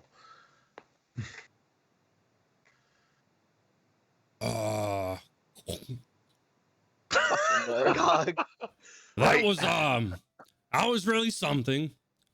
Is it gonna be like this the whole way? Because I've never seen a play before, but that was good. You had the music, you had the tears, you had Crowley's gonna bow. magic. There is drama in every bit of life, my friend. Not much on the theater, but that. Yeah. I foresee, at least for a little bit of our journey, being just as rough. But come, let us go now. Oh, yep. I need to go. I don't have a horse. We will get you one then. Hey, we can get you one. That's no problem. All right. Well, I'm off. I suggest we don't get one here. I'm just gonna saddle up with someone. Get real close. Fair So, enough. Who am I saddled him with? Sort of like raising his eyebrows up and down. Real quick, does Melgrim have a horse? Melgrim, you got a horse? He does not. Melgrim sold his horse. I sold my horse, so I have to get one. Melgrim, you can ride with me. It'll be We all right. got 3 people riding double. While I'm off by myself sulking, I am texting Lord Aelfred about how now would be a really good time to shoot my horse into existence here. My skeleton horse. Yeah, while everyone's getting their shit together, I'll just kind of give Milo a little sit next to him, give him a one arm kind of like not really hug thing, but it'll be all right. That's about as much as Artem has eloquence with words. Like I can't really say anything, but they're there. Probably will go and find Koshik. Koshik is currently in a the one bedroom that this property allows, and it's like not a mattress, but like just scattered straw that Milo was sitting in earlier that used to be a mattress, and like an old cupboard that's sort of just catty cornered, broken in half. Point of order, Brittany, on a scale of boohoo to moaning myrtle, where you at? Wait, which one's is Moaning Myrtle a 10? Yes. Oh, okay. I'm probably at a 5. We'll just make it a 5. I'm just Yeah. upset. I'm Yeah, not probably. Yeah, he's gonna heartbroken. make a little bit of noise, let you know he's there, politely. Koshik, I understand now that is the time you would perhaps wish to be alone, but we must make haste after that decision and leave this town quickly. Is there anything I can do for you? I just need a horse.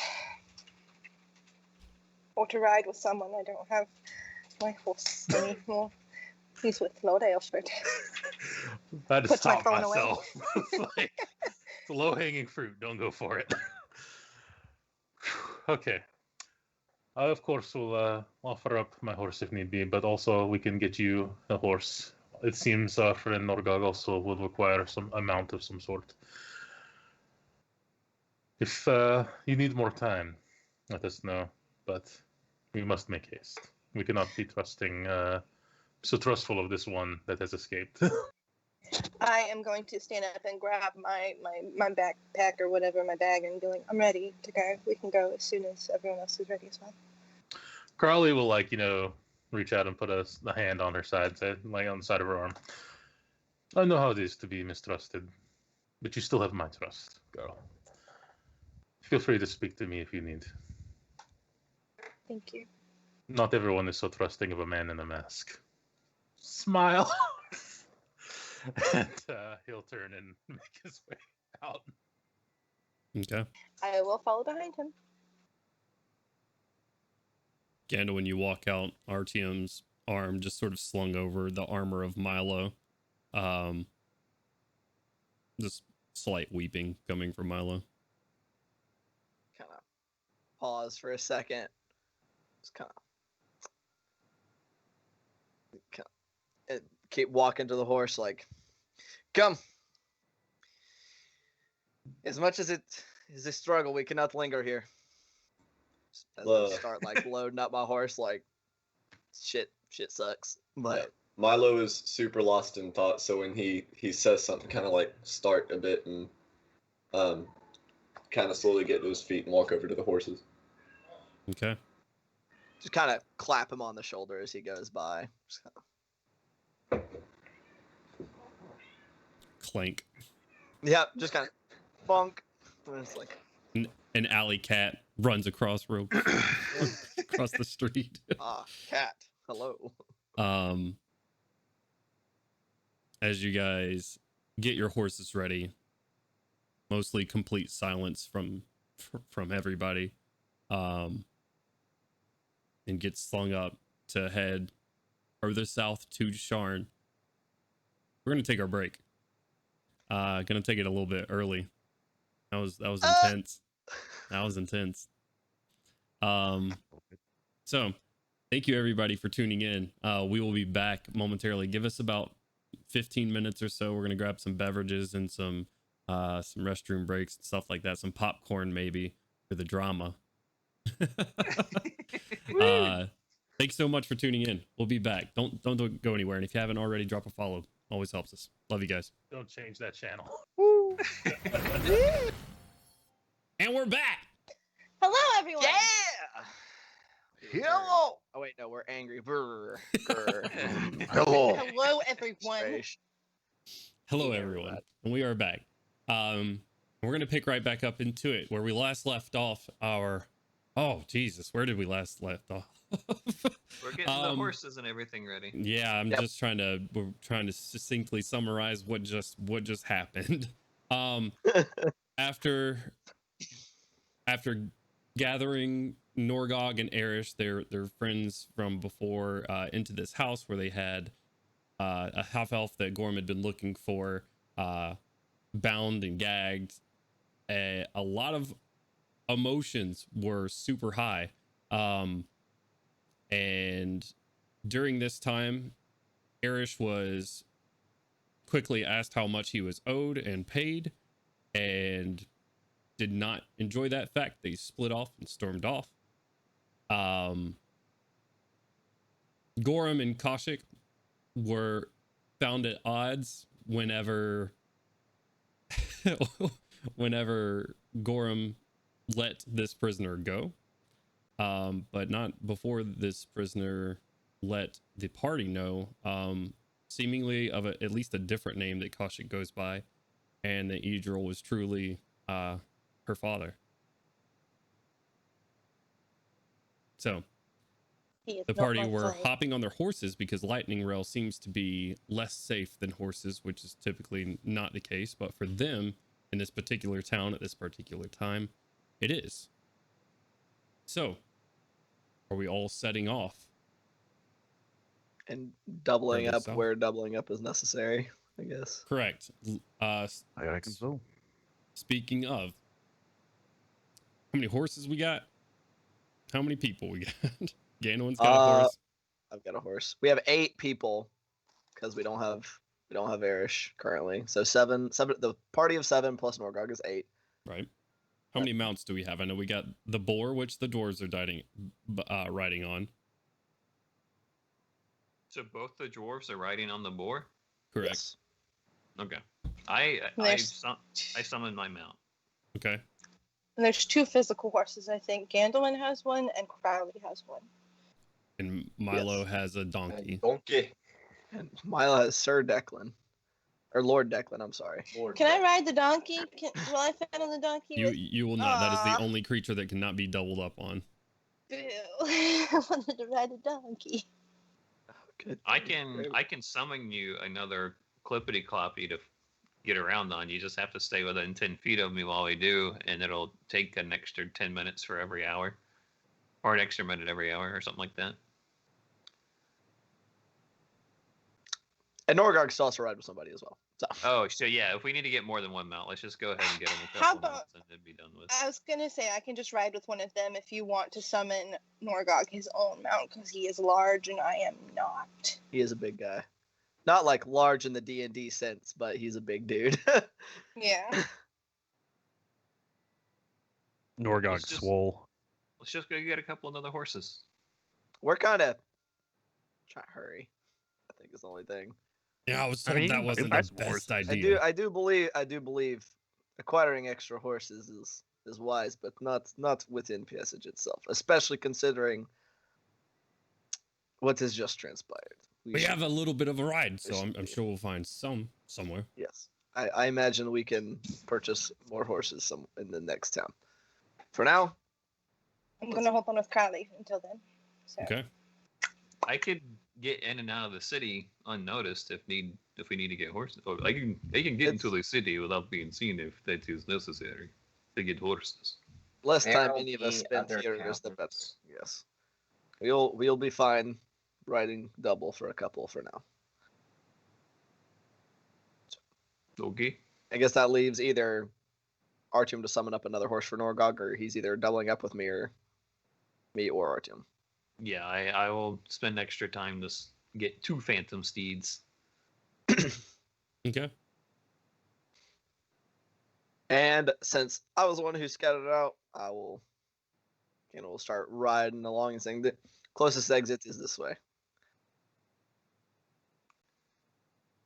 Kind of Alright. get everybody clippy clopping down the road. Yep. Ganwin, I would say you actually, in your time sort of scouting around, you guys have a couple of ways that you could go. You can ride alongside the lightning rail, which there is a small path that seems completely traversable that goes along directly by Lake Galifar, moving south. And then there's a road moving outside of Passage that sort of winds around, not directly south, further to the east, that you could take. And looking at the map, it looks like it's split by the Eldritch Groves. So directly south by Lake Galifar to Arcanix, or on the road, and the closest town would be Marketplace. Right. I think we had discussed possibly. We had discussed possibly seeing what the situation was at Marketplace to rejoin the lightning rail, if it seemed safe, to speed up our journey. So that will be, I believe, that's the road we shall take. Okay. Or that'll be leading us to initially. All right. Just on the road proper.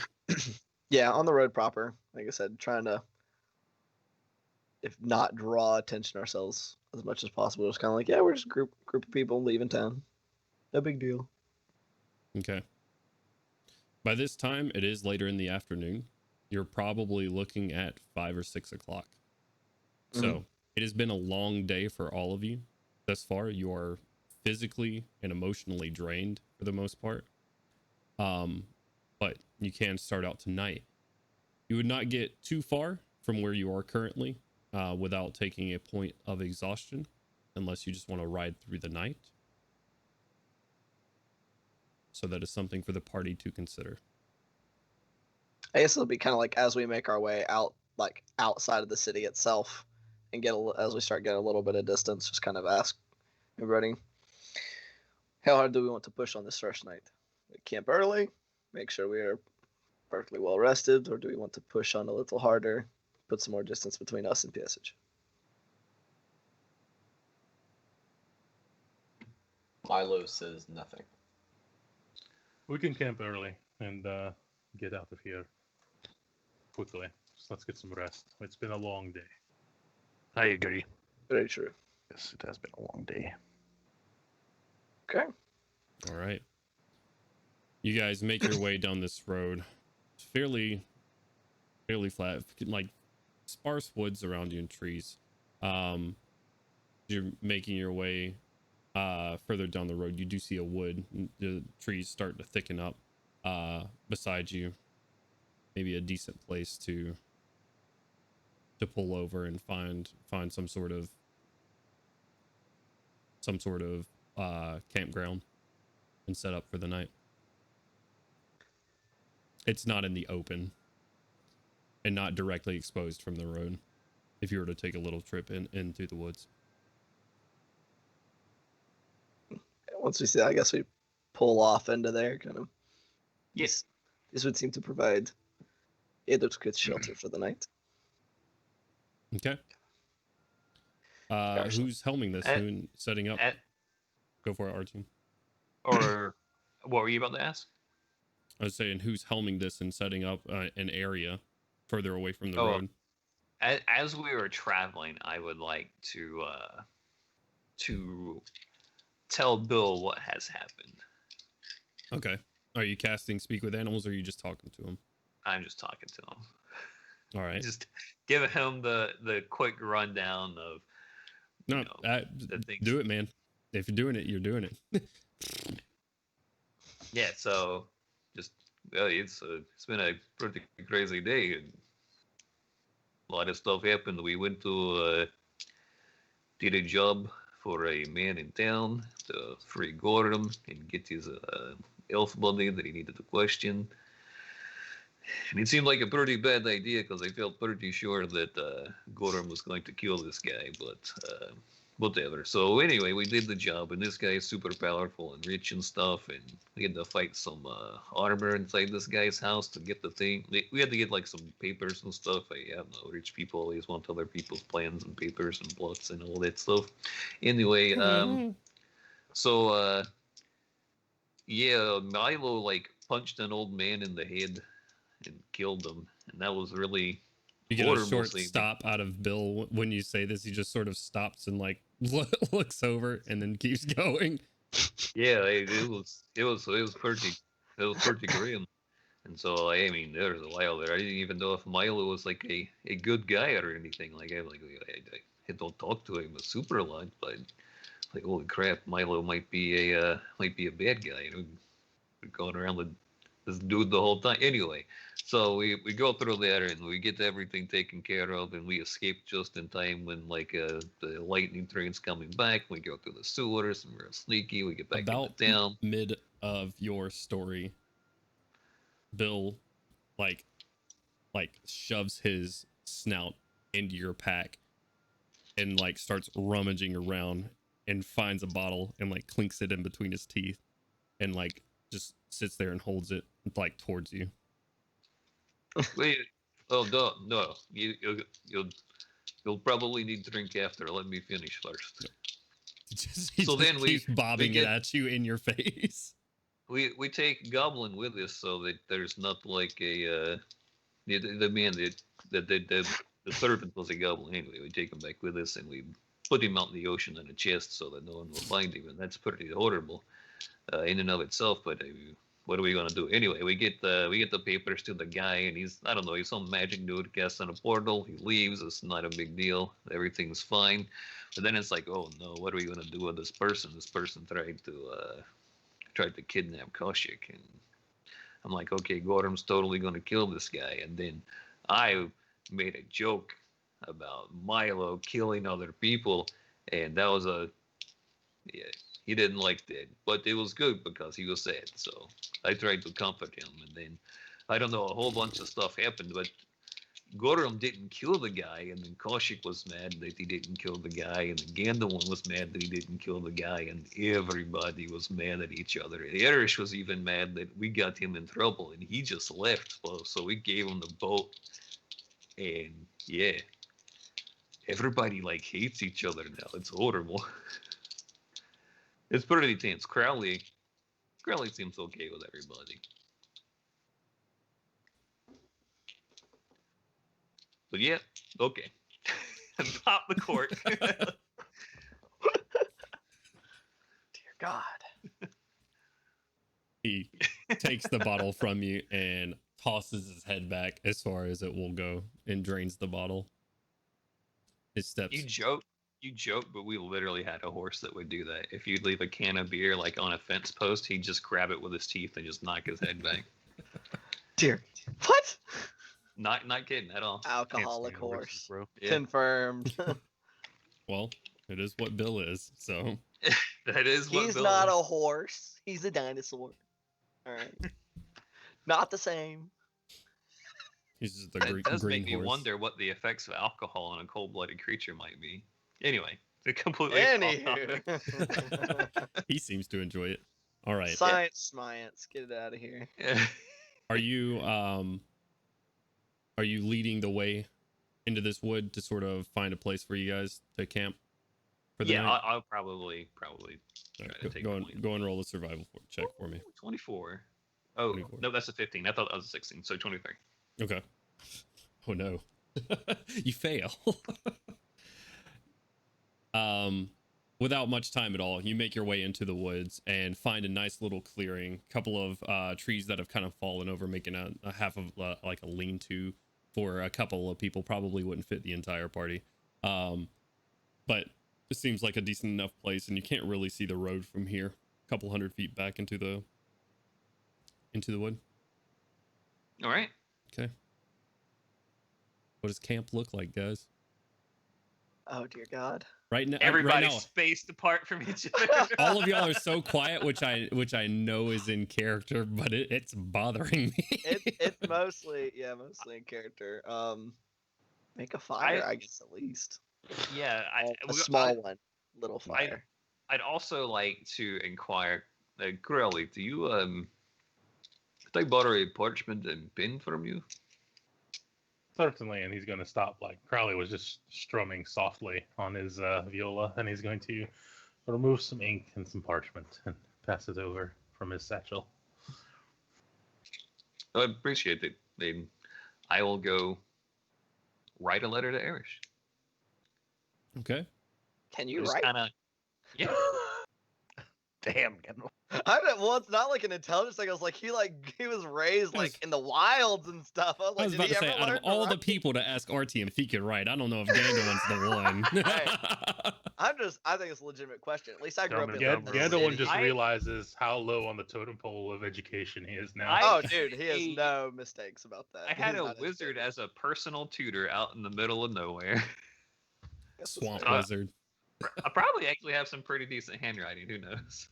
That's crazy. It's like, what the fuck? Why is your handwriting so good? Gandalf's just immediately salty. I don't think Gandalf particularly cares. He's like, what the man? Artyom is going away from the party a ways to write this letter using his little moon dagger as light. Okay. It's like that meme where it's like, damn, if I could read this, I'd be mad. All right. You take. To- Go ahead, Milo. I would say to answer your question about what the camp looks like. Sure. Milo's gonna like find a biggish tree, like kind of far but not too far. Lay his bedroll out, and instead of working on his armor or doing any like engineering stuff, he's actually gonna take out his little deity figurines, and he's gonna spend some time being a little religious. That's fair. Okay. Gandalf's gonna try to find whatever spot is like not like super far away, but that's gonna be least likely to get like people walking through that area and facing like the direction of the road or where people may approach from.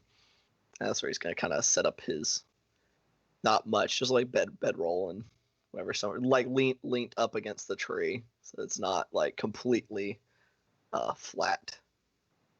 Okay. Not going to sleep quite yet. Word. Small fire, little. Away from everybody. Yeah, Crowley's dead. I was just Roll- meant just in general. Yeah, my roll is probably like right near the fire. I'm in the middle of the camp. Like Crowley's okay, just strumming along. Yeah, I'm probably gonna be sitting next to the fire. Probably, I could have the boar lay down behind me and just lean on him Oh shit! How long does the boar last? forever until until he dies or I dispel it. Awesome. I'm going to place my bedroll He can talk too. across the fire from Gorrim. So you can build. Just across the fire. Just across from him. Just across the fire. I'm just going to sleep right on top of the fire. I keep seeing this fire get smaller and smaller between us. It's like just like a couple of sticks at this point. Like, Yes. Just a little bit fire. of it's like a candle. Just a little candle sitting there. in the Sort middle. of near the fire. Bedroll, Like a tea light candle. wherever is available. But yeah, I will do that letter. I will get it finished, and I will attach it to Barrick and have him try to send it to the boat, and hopefully it's still there. Okay. He can Tell- follow the command, but he'll just fucking go. He's just going. All He's right. going. Shit. Very well. Yeah. Okay. I'll At some return, point- Crowley stuff. Obviously not the parchment. I guess at some point I kind of Gandalf will like establish with everybody, kind of come to the fire. Whoa. But it's okay. You startled Artyom. Apparently. In what order do we want to keep watch? You're still fairly close to the city.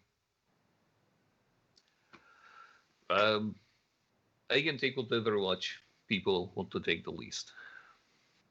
I'll I take can first go watch. first. Well, I was going to say I can go first since I feel like people are less likely to try to sneak up on us while we're just settling down. So that way, if I don't see them, stop the issue. Very well. Okay. We have plenty of people to split this up between, so it does not. Metagaming. I can't see. For both watches, It's very true. for all of the watches, I'll have the Kestrel and the drone kind of circling. Right. Very well. Okay. Gorham's got first watch. As you all sort of bed down, your bedrolls just further apart from each other, then really makes a whole lot of sense. Some of you just off to the side, some of you just glaring across the fire. Had Gorrim, as you're taking watch, give me a perception check, sir. I'm gonna say with advantage for Milo's creatures.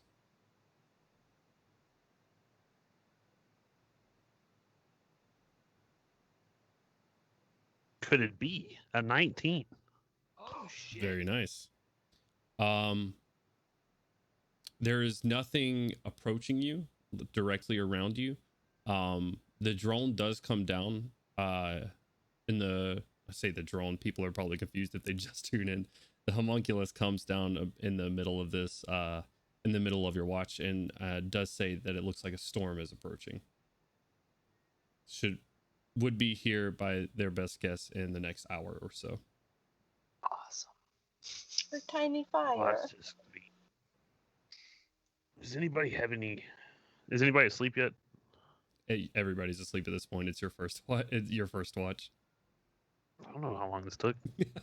There's been a lot of drama. I don't know if people are having trouble sleeping. That's fair enough. You know, I'll say I'll Milo's probably still praying. approach Crowley since he's the most level-headed right now. Crowley, can I poke?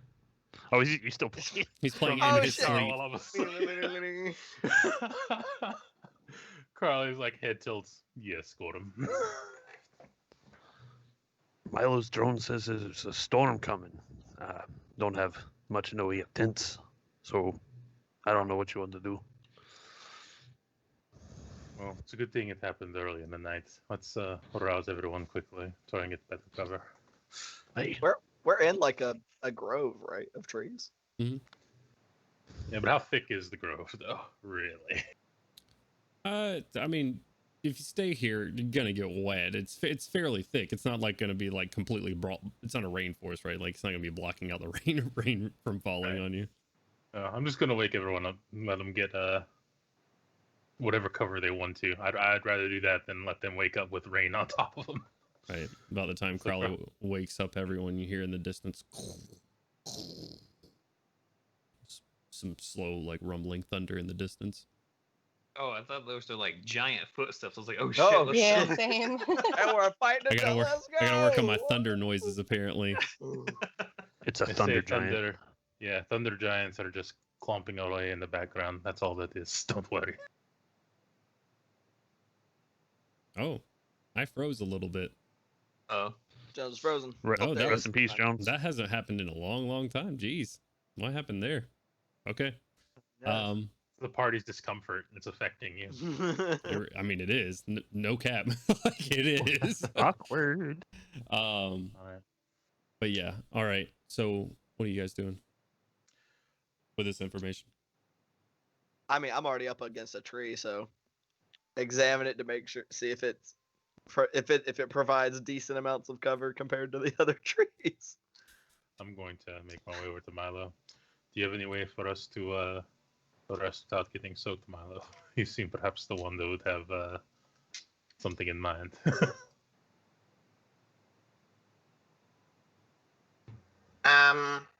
He's gonna start rummaging through his equipment, kind of looking at this device, shaking his head, pulling another one out, putting it back in the toolbox, looking thing. I don't really have anything that can help with coverage. I can make a platform, but it would only be big enough for like one person. Memory serves you can fly at least. We can try and make something a little bit sturdier if we have any tarp or something like that.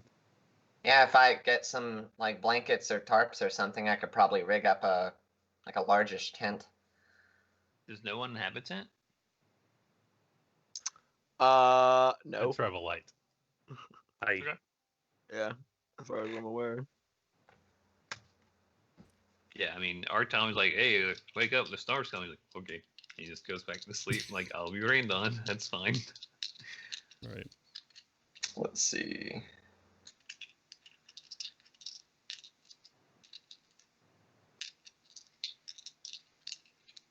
God damn. Clank, clank, clank, clank. Shiny rock go click clack. I would like to remind you, RTM is fairly cold. It just is? snowed the Okay. day before. Oh, balls. Yeah, that's extremely cold. That's dangerous. Okay. I guess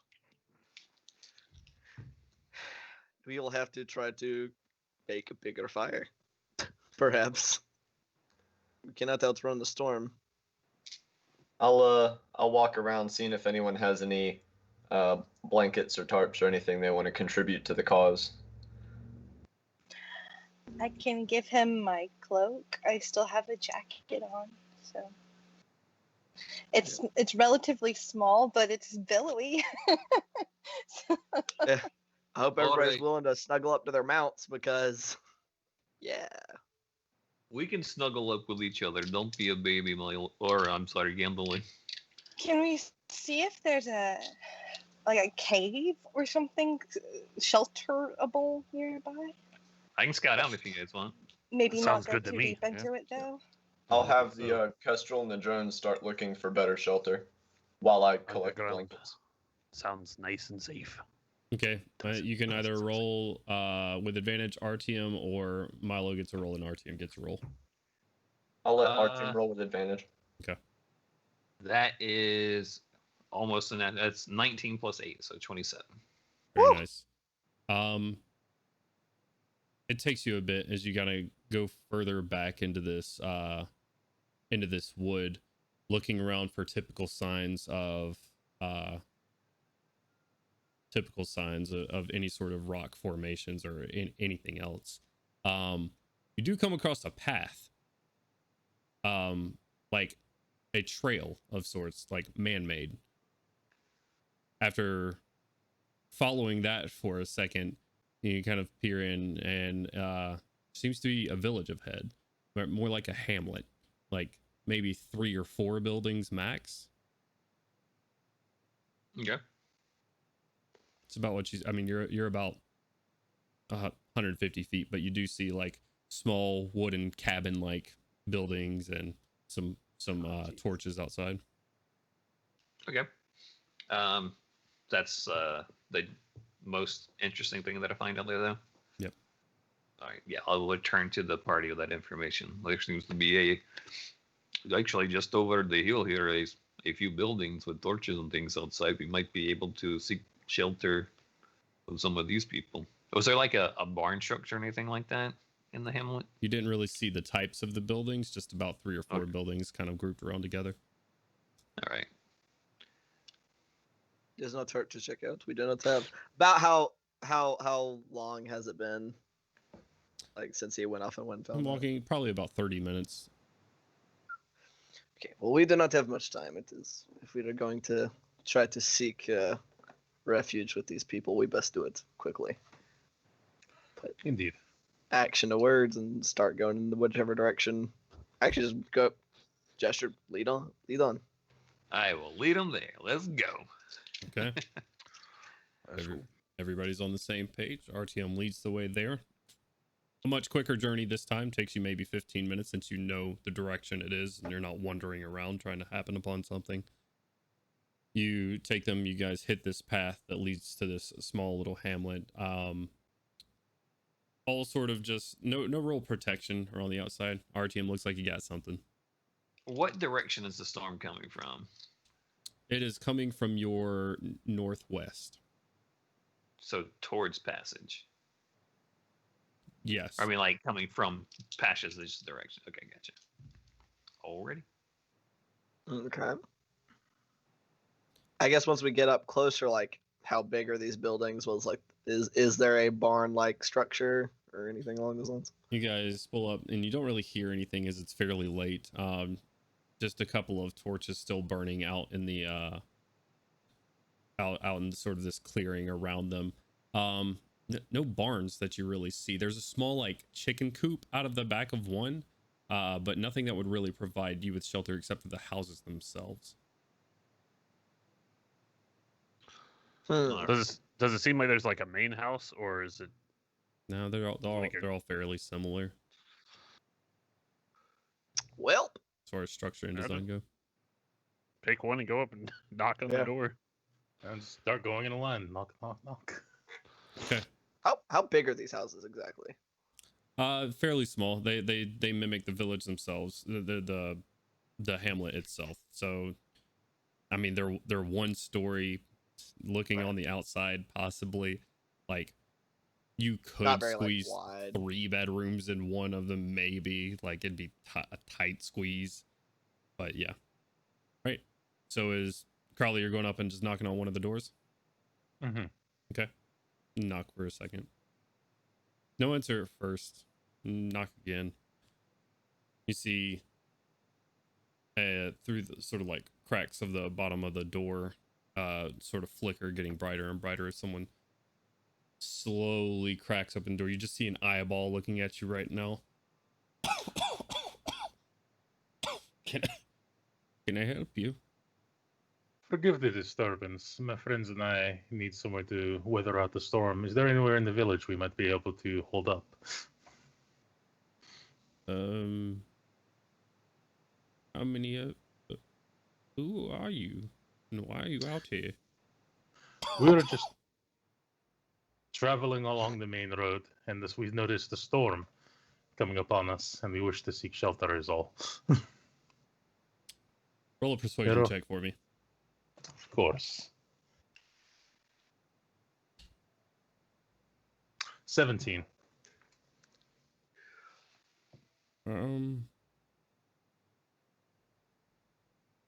I suppose I don't have a lot of rooms. Are you okay, sir? I'm a lady, thank you. Oh, well, you're a lady. Well, are you okay, ma'am? It's an eyeball right now. I cannot tell. I'm fine. And she sort of like slowly swings open the door, and you see an older woman there, probably late 60s-ish, hair just down and in sort of a nightgown, one sort of just long gray hair draped across her back. She's holding up a candle on a holder, and I got floor space. The floor is more than adequate. We just wish to be out of the rain. And perhaps we can help you with that cough. Are you sure you're fine? How would you help me with my cough? That's... Well, some of my friends are healers. They could take a look, if that is okay with you. She's super skeptical of this group in the middle of the night knocking on her doors. Give me a moment, and sort of shuts the door back in your face, walks away. Takes a couple of seconds. She comes back with a coat on this time, and walk out, still coughing and just sort of bundled up. Walks over to the door to the left of hers, outside to the next house. Knocks on the door, where you see another gentleman. So they're sort of talking in hushed tones, and she's sort of pointing at the group. Big smile. I'm always smiling. It's true enough. After maybe it might not have been our best bet to send the creepy mask guy to the little door. You can knock it on their house in the middle of the night like it's the purge. Knock, knock. Oh god. She walks Sorry, over, Vince. still bundled up, says, if it's if it's not, I'll let you shack up for the night. I won't be staying in there. I'll be staying with my neighbor here. But Fair enough. Well, thank you there's very a much for your bed and a kindness. floor. Yes. She just sort of like lifts her top lip up. She's very unsure of what's going on currently. But seems to be she seems like she's gonna let you sleep in her house tonight. Awesome. I am Apparently. going to say thank you so much, and I'm going to go to shake her hand, and in her hand I am going to place 2 gold. Well, you go to shake her hand and she's still sort of just bundled. You hold her hand out and Oh. slowly reaches into your palm, grabs the gold. It's appreciated. Don't tear anything up and don't eat my food. Of course not. Looks over at Melgrim. But of course not.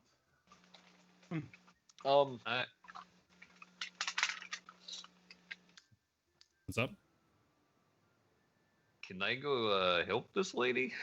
She's looking pretty rough, right? I mean, other than her cough right now, she doesn't look like anything's going on. She looks old. I And mean, it's does cold. it seem like she has a cold, or that I don't know, she's like an ex-smoker or something? Roll a medicine check for me. That's based off the wisdom. Oh, fuck yes! That's a natural 20. I'm not trained in it or anything.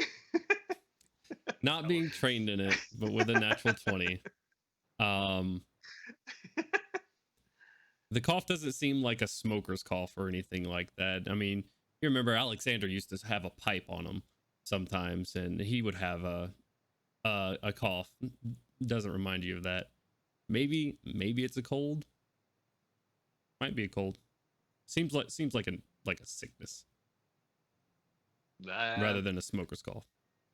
Okay, lady, I'm gonna make some weird gestures at you. Do not be alarmed. I think you might be having a bad cough, and I'd like to take care of it. Okay. What are you doing? And cast Lesser Restoration on her. Okay. Read it out for me. Boop doop doo. I Oh don't remember gosh, that let me pull it text. up.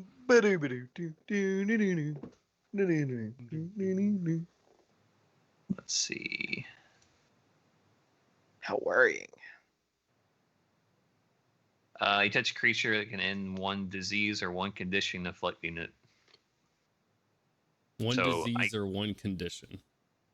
Yeah. That's the wording Guess that doesn't- specifically. Yeah, and the conditions are blinded, deaf, and paralyzed, or poison. Okay. She doesn't recoil. There's not a whole lot she could do. She's an elderly woman, and there's 7 adventurers in front of her, so she just sort of begrudgingly lets this happen. You wait for a second, kind of look at her. It was worth a shot. Sorry. I hope you have a good night. Yeah, you too. Thank you so much. Okay. She walks on into her neighbor's house, who lets her in. After she goes inside, you're like, I think she's just doing that to get pity from people. I'm not sure. I have no idea. Can I use my herbalism kit to make her like NyQuil or something? Yeah, you could always Something to help the her out a little oldie bit. NyQuil. you could always try. What do I need to roll for that? You roll an herbalism kit check. How? It's a skill. So How do if I you're proficient roll in it, it? it's just a d20 plus your proficiency bonus, I think. I don't know. Do you get any modifiers? I'd let you add Is that- your medicine if you're trained into it. Yeah, well, Medicine, what do I medicine need? plus your proficiency. Okay. Okay, give me 1 second.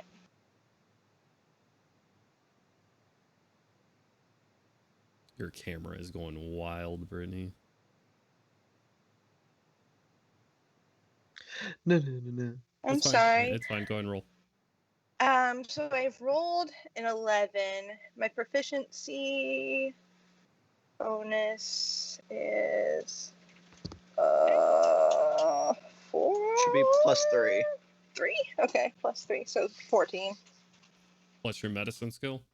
Are you not trained in medicine? Or your roll plus medicine was 11? Yeah. Okay. It might be because you're tired, how late it is and whatnot. You kind of angrily mix some things together. Just thinking about the day, mortar and pestle, and you start thinking about Gorrim's face. No. And by the end of it, you look down into a bowl and you're left with just like a sludgy, thick, lumpy substance, and you like smell it. It smells acrid and awful, and that's probably, even if it would help, no one would take that. Gross. Okie dokie. It cures you, but you also get the poison condition. Ew. So, what are we doing with our horses and other Oh, animals? Bill's coming inside. That lady didn't close the door. She can't stop me. We have too many mounts there. Won't all fit inside. Like, I mean, obviously my Phantom Steed's staying outside until well, it's probably long gone by this point, but yeah. well, So there are only what? 2 horses, a boar, and a donkey that are Correct. currently just hanging out. They will not fit in the house. The boar can it? The boar what? The boar can be dismissed, can't it? Yes. Right. So out of the like actual living animals, there's Bill, 2 horses, and a donkey. And apparently Bill is coming inside. Anybody have any idea how to keep our animals from catching sick? What is going on with my camera? I'm don't honestly know. like, Ian does not know how resilient horses are when it comes to the cold and wet. So They'll be all right. They're dumb. Horses are fairly resistant, or fairly resilient, not resistant, since that means something else in D&D. They're fairly resilient. You don't know about this cold weather. There's not really a place to put them out here. Like I said, these guys don't have animals except for what look to be chickens, and you don't hear anything cooing from right there right now.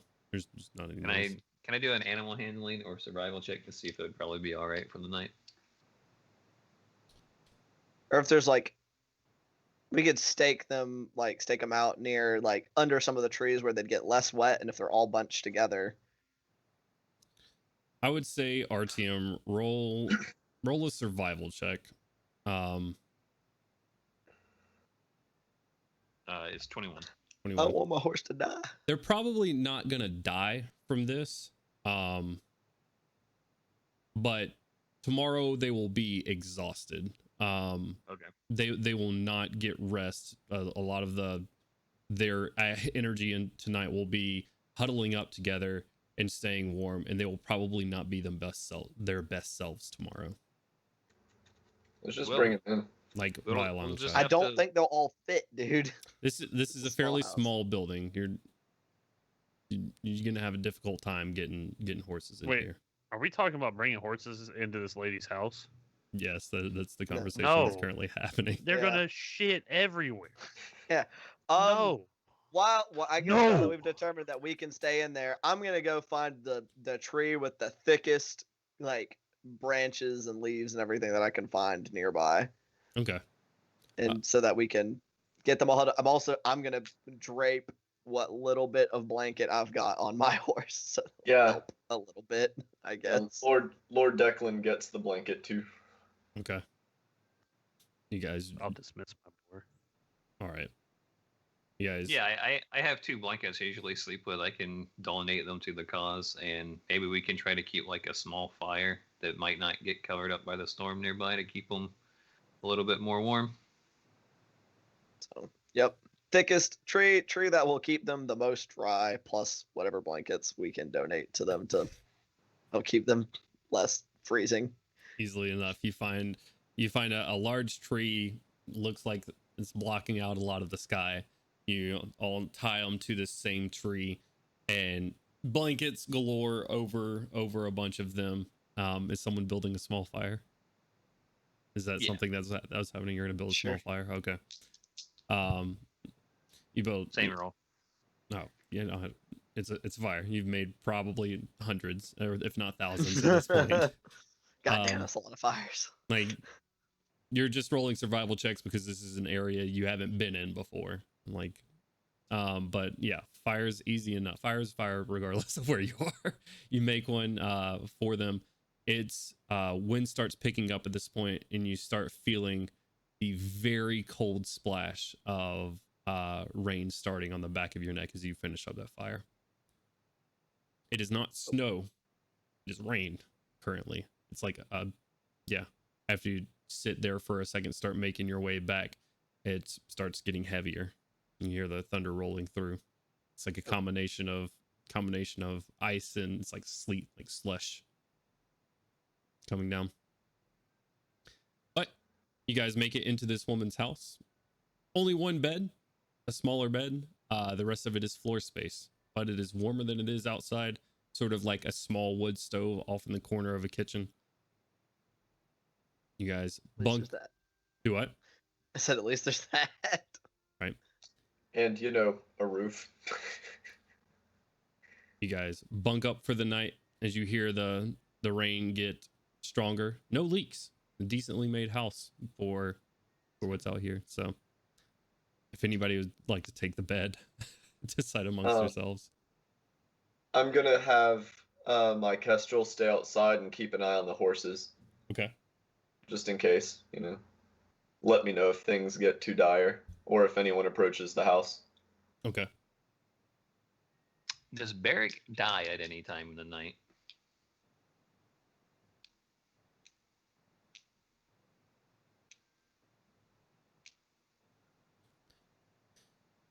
No. You do not feel that connection severed. All right. Cool beans. Okay. Interesting. Okay. Barrick's and bird instincts, it seems, have led him to safety. Cool. Nice. Okay. Anything else anybody wants to do for the night before we wrap up? No, just barely. I'm going to be completely over and not enthused, but make sure that everyone gets in close together and cuddles in this tiny little house. Like, all right, now we're forced to interact with each other. Like, come on, bring it in. Get in there. Oh, man. Get in there. Yeah. Oh, good gracious. Milgram, come on, we need you. We need the beard. We need the beard for extra warmth. Both of the dwarves, they're like heaters. The best little heaters in the whole crew. Come on. Come on. What do you need my beard for? This is survival. And I'm shivering over here. No, I'm used to the swamp. It's very warm and humid. So I guess we're all in the same general area. You are all in the same general area, yes. Right. Whether or not you choose to go and snuggle on the snuggle train is up to you. Candle, it's not Carnati Street. You don't have to freeze alone. You can come cuddle with friends. Come on. For now, I will stay awake. And See watch for if Milo gets on the cuddle train. Yes, he is a giant baby about the cold, and is reluctant at first, but after probably about 15 minutes is like, yeah. Armor and all? No. Okay. Clink, clunk, clunk, armored arm around somebody. I rolled Give me as a well, and I couple will of drinks, also and be a part of the snuggle puddle. Okay. The what? Take you up on your offer. The snuggle puddle. Listen, it's already going to be, a big pile with Bill in there. This is What kind of probably the first kind of wine or ale do you have? Well, Koshik's got the other stuff that we got from the house in there. If we want to keep extra warm, I'm not going to complain. Good lord. Come on, Gilbert, the pile has booze now. Much more inviting. Still going to keep watch for at least a couple hours, just in case. Okay. You're gonna have my spot when it's my turn to keep watch. I will keep that in mind. Thank you. All right. So, I find a good corner to lean up in that's a bit dark. Okay. Pull my jacket and cloak around me as tight as possible and keep watch for about 2 hours. All right. I'll have the drone kind of perch up over the door on the inside, looking, down. So if anyone comes in the house. Okay. Gandalwin, roll a perception check with advantage for me. Okay. I'm just gonna assume you're gonna give the person advantage, Mala, with your beings outside. I forget my perception. 22. 22. Okay. You sit through your 2 hours, looking at the door, listening outside, the storm just beating down really hard. But that's it. Your watch goes off without issue. Wonderful. After those 2 hours, I'm kind of cold, like get up and oh god, I'm a fucking go over and poke Artyom in the face. What? Yes. Yes. Keep watch for a little bit. It's like, cool. Oh, great. And then promptly just where he stands, basically just swoop, lay down. Just, you're that cold. You're that cold, Gandalf, here. Cold as shit, boy.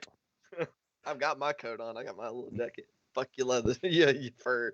You fancy rich people. All right, you don't want to be warm? That's fine by me. Back to sleep. Or to sleep, I guess. This is the only time I'm going to get to ask this question. So, can I get a snuggling order, please? Well, I'm not in there, so. Where was Artyom? Wherever Artyom's spot was. It's not that Crowley's snuggling. He's just like, he just went down to the floor and he's like stiff as a board, just sleeping like head back. Other people are around Crowley while he sleeps. Crowley is not much. cuddling with anyone. Milo is Little Spoon for Koshik. Oh man, Gandalf's familiar. Come on, Melgrim. with Just snuggle like the old strategy days. from his years in the army. Whoa, whoa, That's whoa. what you gotta do. I see Gorrim's going to take a next level in the Oath of Throwing It Back, Paladin. Hey, throwing it back, Paladin, baby. Hit the toe, hit the toe. All right, Artyom, go ahead and make a perception check with advantage for me. And this will be the last watch of the night. Oh, I'm glad that was at advantage. Wow. 21. 21. 21. You sit there as the warmth sort of fades from your body, from the cuddle puddle, getting cooler in the corner here, listening outside.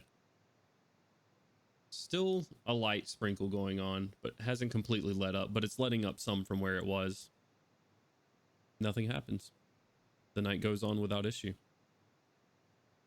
Awesome. Everybody getting their rest in, starting to wake up the next morning sore from sleeping on a floor, some of you. I would like you all to make Constitution saving throws for me. Ah, shit. Saw that coming.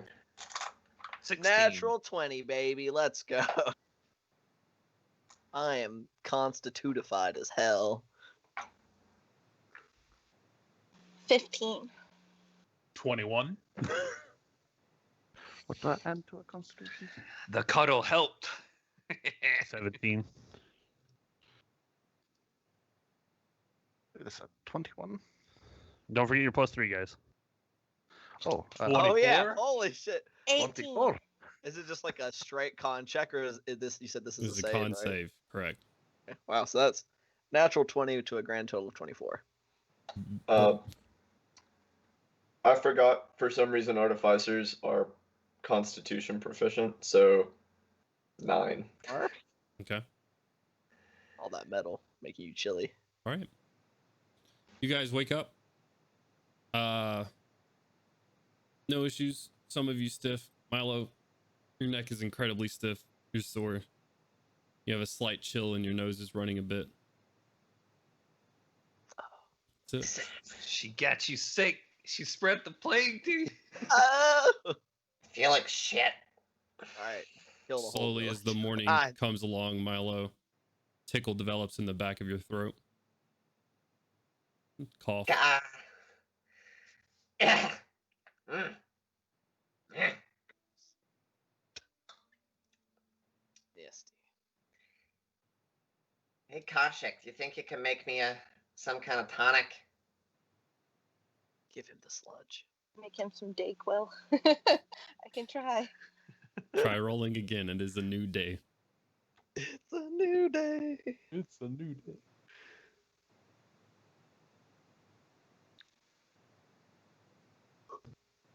18. When I go up. 18. Hey, that's a lot better. Good. Nice. You brew some tea leaves for him, throwing some mint and other herbs that you think would be helpful. And You just take some of this lady's mint. Like, I got my own mint. indeed you do. He And said, "Don't eat Milo? my food." You didn't say anything about your spices. Jesus, you're just in there eating pepper. Like, what is wrong with you? Milo, I feel like that would be in character. you're about midway through your cup of tea when you guys hear a light at the door, followed promptly by a I narrow my eyes at the door. Crowley will open the door. Do I have leftover tea? she I can walks give in. To her? Oh yeah. do what? So do I have leftover tea that I can give to her as well? Sure. You have some Okay. left over that you can give. Kind of as a thank you, kind of as a please get better, please. It's a sad. All right. She says, "Is it? Oh, does smell good." How long you been coughing, lady? The orange flavor, right? The what? That's an odd question. Good morning to you too. I don't know. 2 months.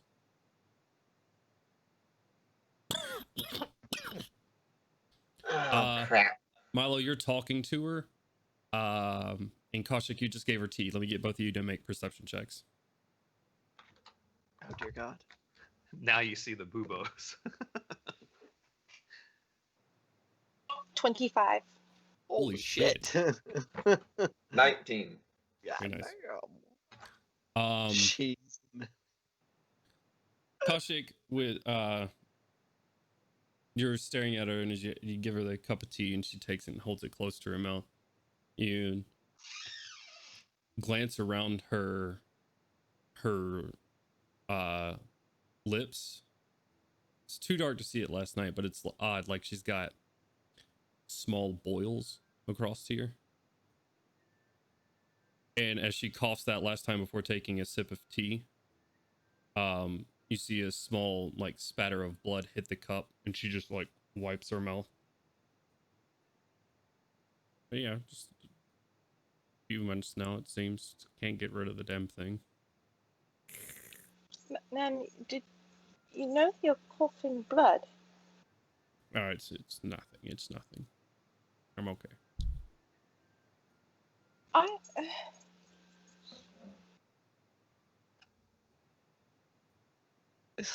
Silent room of people just staring at an old woman now, just like. Did you Is sleep anyone else well? in the village coughing as well, out of curiosity? Yes. Few of us. Most of us.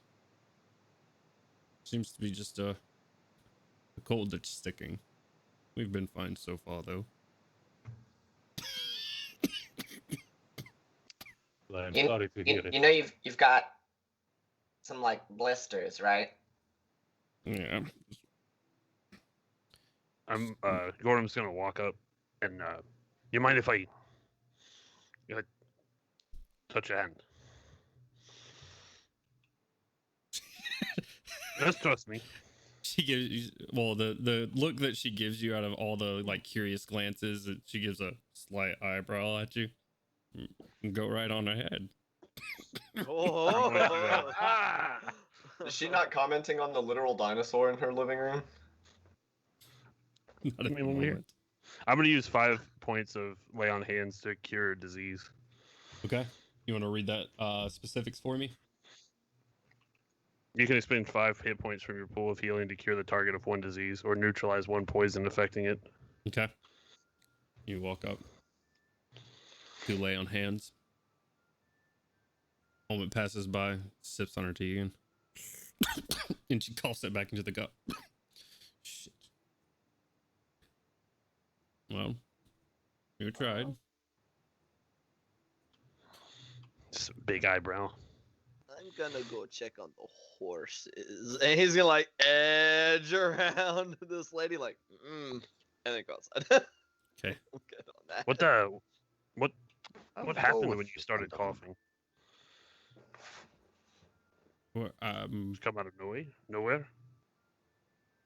yeah, I suppose. Not a whole lot's changed around here.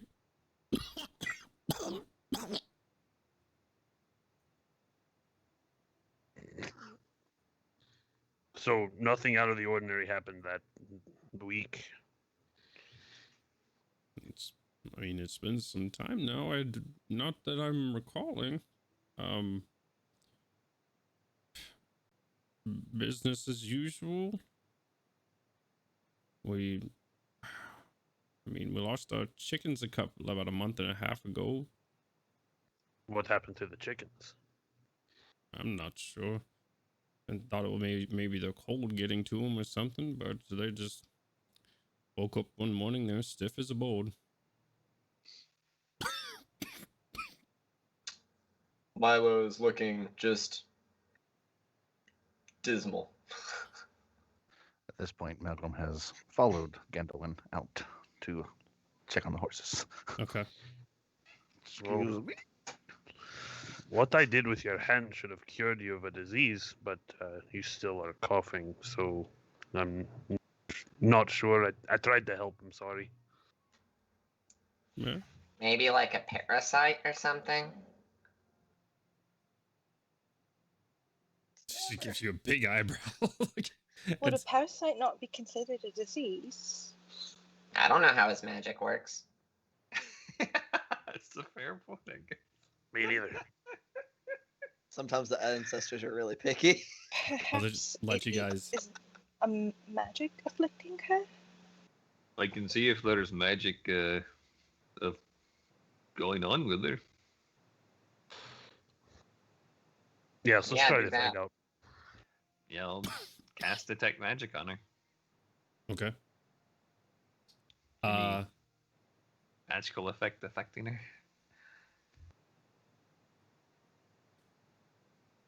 Let's see.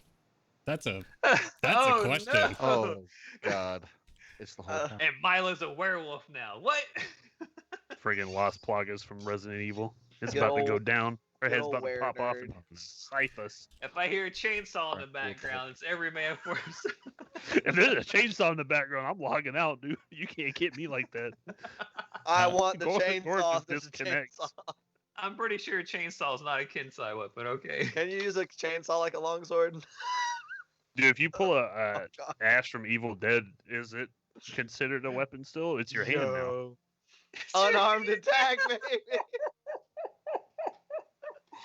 Oh my god. That's genius. That's a. All right. Artyom, you cast detect magic on her. Something slight. Radiating. It's weird. It doesn't feel like you've detected magical items before, which give you a very clear indication of what it is, and you can detect school of magic. This is odd. It's faint. It is like trying to I'm having a hard time coming up with an analogy, but it would be, it's like trying to feel like if someone just dropped hair onto your hand, it would be like trying to feel that and like determining what it is. It's ever so slight, but it's there. Whoa. While you stew on that, we're gonna cut to Ganelin and Melgrim.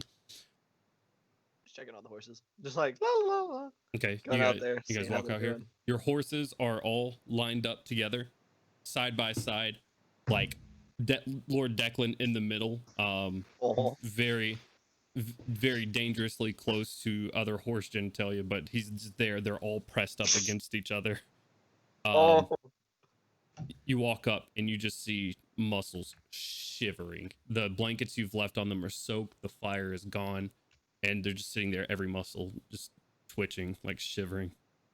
Oh boy, yeah. At that Right. point, I'm gonna get the wet blankets off of them. Get the blankets off of them and get another fire going for them. Yeah, try to get another fire started, rubbing their noses. Like I promise, they will find sugar cubes when we next get the chance. Or Interesting apples. point. You guys like apples.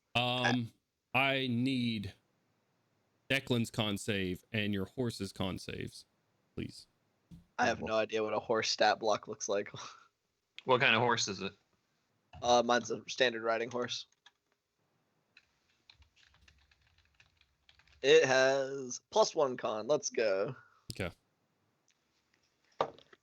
Artyom. That is a 4.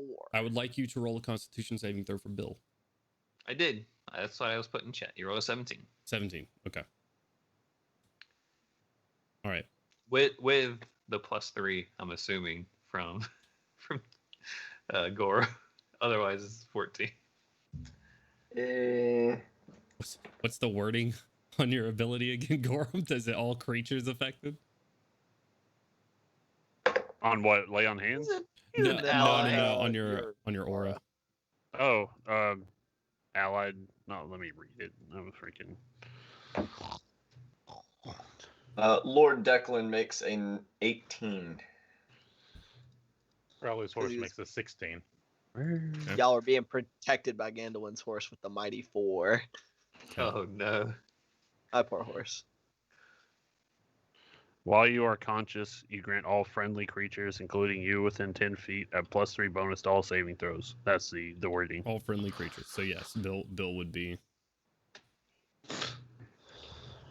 However, was Bill part of the cuddle puddle? Yeah. He was in there. He said so. Yeah, Okay. he said because like including Bill. All right. Woke up and he was sucking on my toe. What? Woke up and he was sucking on your toe. Yeah, Bill will do that. He just chewed off the end of your boot. Your boot, no toe. You don't take your shoes off when you go to sleep? You freak. Not when it's freezing cold like that. Hell no. No, stick them under Bill's butt. Gandalin has shoes? Bro. As you two start taking off and lighting the fire, Ganwin going up to your horse and start rubbing your horse's nose. You notice it blinking up a couple of times and just like yellow around the bottom of its eyes and like just some sort of drainage out the side. Oh, that is not good. I had to look at Malcolm. Do you know anything about horse medicine? No. Okay, let's But get that's this. not good at all. Yeah, let's get this fire started, and then I'll go ask like Artyom or something. He knows things about the animals. So get the trying to make as big of a fire as possible. Okay. Get them all nice and toasty. Roll, I assume it's not roll still a survival raining. check for me. It is still sort of sprinkling, and Shit. everything around you is wet currently. So I'm gonna say roll a survival check at disadvantage at this point. Even though we're like working together on it. Sure, I'll make it a straight roll Okay. since y'all are both working on it. Oh shit. That's an 18 total. Getting cold, damp wood is proving to be difficult. Shit. You need somebody who can do magic. Okay. He's cheat. I'm imagining just Melgrim and Gandalf just out there like. Can I roll a survival check? Well, no, that's you were assisting him. That's why he didn't roll at disadvantage. He rolled a straight roll. All right. While you guys continue to try to do that, back inside. Oh, this is bad. There is some type of subtle magic infusing this woman. Magic. The only magic I've had done to me was you've tried. I would like to try to dispel magic if I can on her. Okay. Read dispel magic out for me. Okay. Choose any one creature, object, or magical effect within range. Any spell of 3rd level or lower on the target ends. For each spell of 4th level or higher on the target, make an ability check using your spell casting ability. The DC equals 10 plus the spell's level. On a successful check, the spell ends. Sorry, she jumped in my lap. How many turtles do you have to cast the spell? Oh my god. Listen, she has an owl turtle. Okay. I need you to roll a d20 for me. Okay. Oh shit.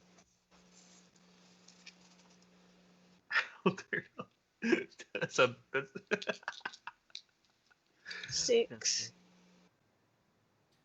You cast dispel magic, and like every other temp so far, you wait in anticipation until she starts coughing again. It's higher than a 4th level spell. What the hell is going on?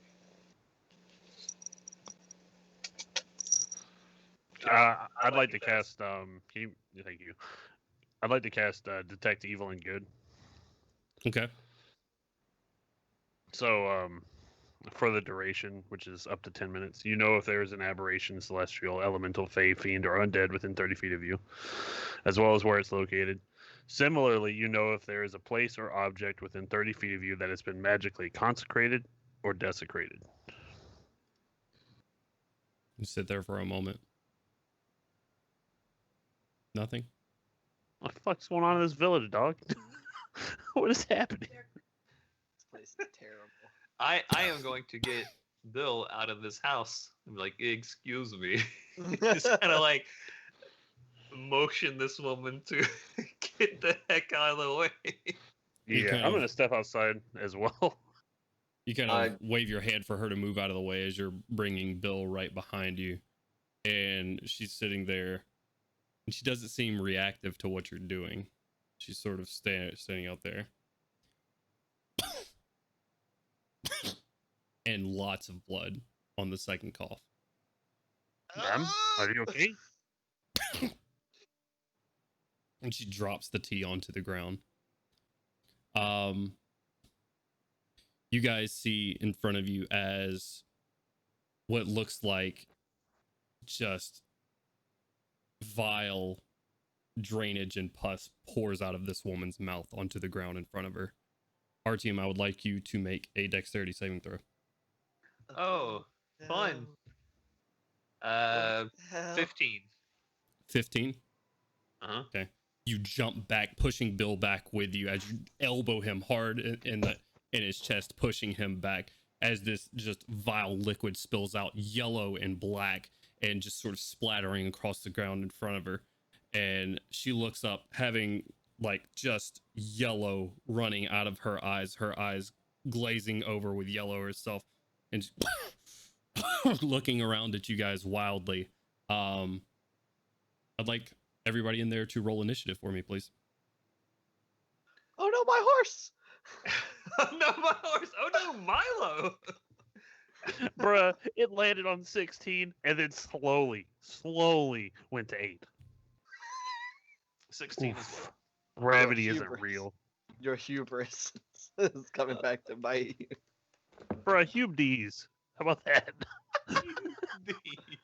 19.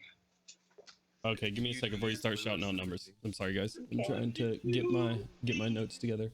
Oh no, my pen. Oh, you demon! I don't envy whoever's first in initiative. What are they supposed to do? Just like, oh, lady's dying, better give her the people's elbow.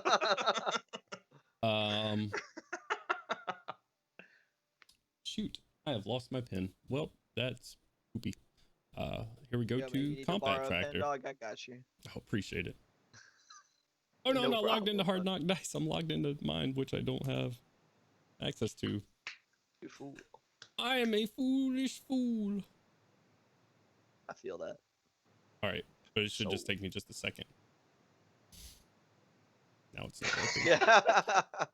Jesus Oof. Christ. We love Just say it out loud. Don't even hide it. We love old people. Let the audience know. Old people love us and all of that fun stuff. We are great. Go ahead and say it, guys. I want to The laugh. Elder Annihilator. The Senior Slayer. One of the party. Yeah, one of the party There's a- wrote, "There's another there's a- senior citizen attacking us. Milo, you're up. Everyone, hold turn for Milo." Hold turn, hold turn. I'm holding turn for Milo no matter where He I said, am in initiative. hold. Okay, I don't know what's going on with my stuff. So you see the yellow of her eyes. This house is not big. You can see the yellow of her eyes already. Hold. Oh, Give me a moment. Hold. Old Joe. I'm sorry, Cody. Joe Dirt. Are you though? I'm As not the sorry. bard, I just had to let everyone know. It's not a secret. I had to tell the people. People deserve to know, man. Changing my class to bard. What is it? 7 levels and newspaper editor. Gorrim wouldn't have said it, but I definitely said it. Hot off the presses. This man about to beat another senior citizen.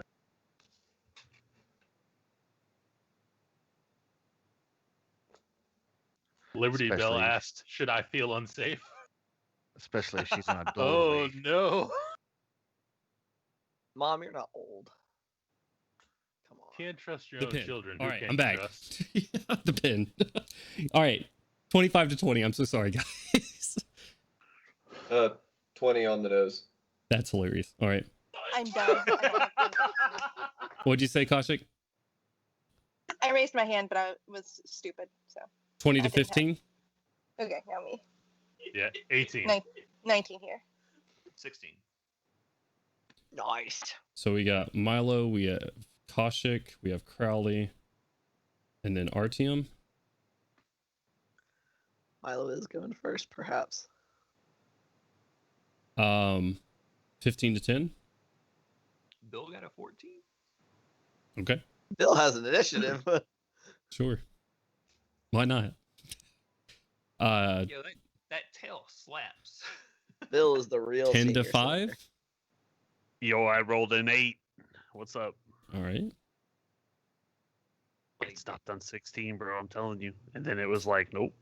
Melgrim. Hit like 400. We were. You said Oh only the yeah, people yeah, inside. yeah. were I'm sorry. outside. I'm dumb. I'm dumb. All right, Milo. We're just minding our own business, trying to start a fire. We're like, damn, this is hard. She drops her teacup in front of you, and just this vile mess starts pouring out of her mouth. And she looks up, and she looks feral at this moment in time.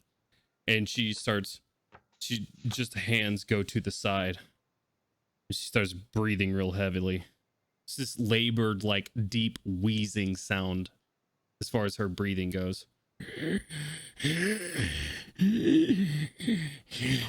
What are you doing? He is going to rapidly take a few steps back to where his stuff was and use his action to don his armor. Okay. Armor on. Leap up and clasp down on him. Lots of hissing and whirring sounds. And that's all he's doing for now. It's my action and my move. He said, "I'm not killing old people again." Is this woman still close to the door? Fairly close. She walked into the house to where you guys were sort of getting up out of your little cuddle puddle, and she's probably about 8 feet from the door right now. It's not a large she's place. Okay, so she's still kind of like in between people and the exit, I would say. Correct. Okay. Oh, dear God. All right. That is Milo's turn. Kaushik, it is your turn, and then Crowley, you're on deck.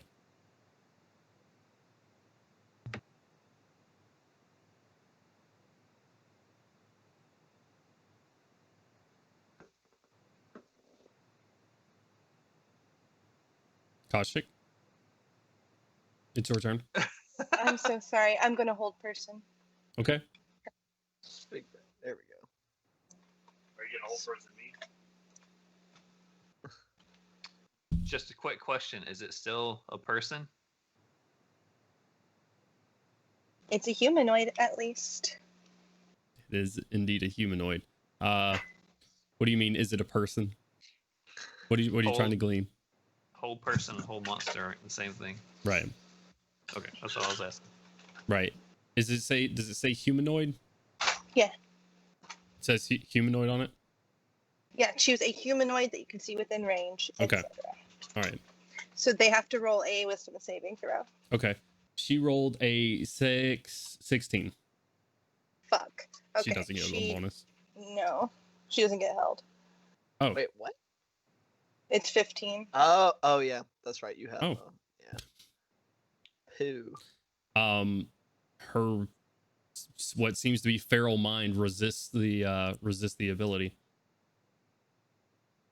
Oh no. You still have your movement and bonus.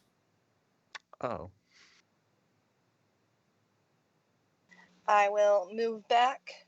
Okay. That is all I will do. All right. It's gonna bring us around to Crowley. RTM, you're on deck.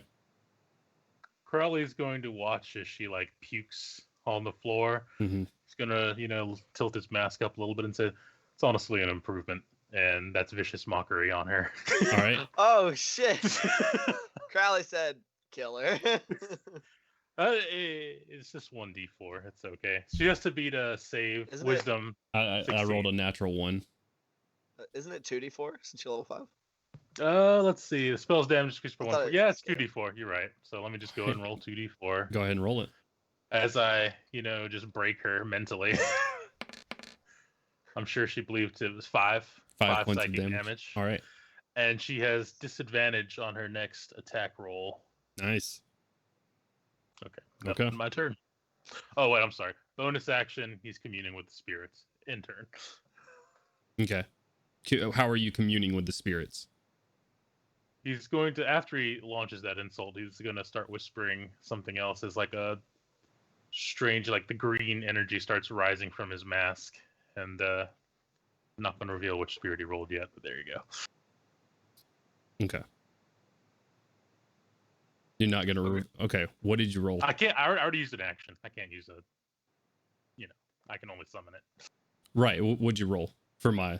Oh, rolled a 2. You don't have to reveal it. You just tell me the number on your action. 2? Okay. Dos. All right. All right, RTM. Any movement, Crowley? Are you staying right where you are? I'm pretty sure I was away from her. Yeah, I mean, away as you guys can be, the ones that backed up have put their back on the back wall at this point. Yeah. From my understanding, Bill was between, because he was bringing Bill past me, so I imagine they're still, between me and her. Right. So, yes, I'll stay there. Okay. RTM, your turn, and then Gorrim, you're on deck. Well, Bill can't defend himself. He's a big fat baby. So I got to get this lady the hell out of here. So I am going to cast Gust to try and yeet her out her front door. She has to make a strength saving throw. Poosh. All right. All right. I like it.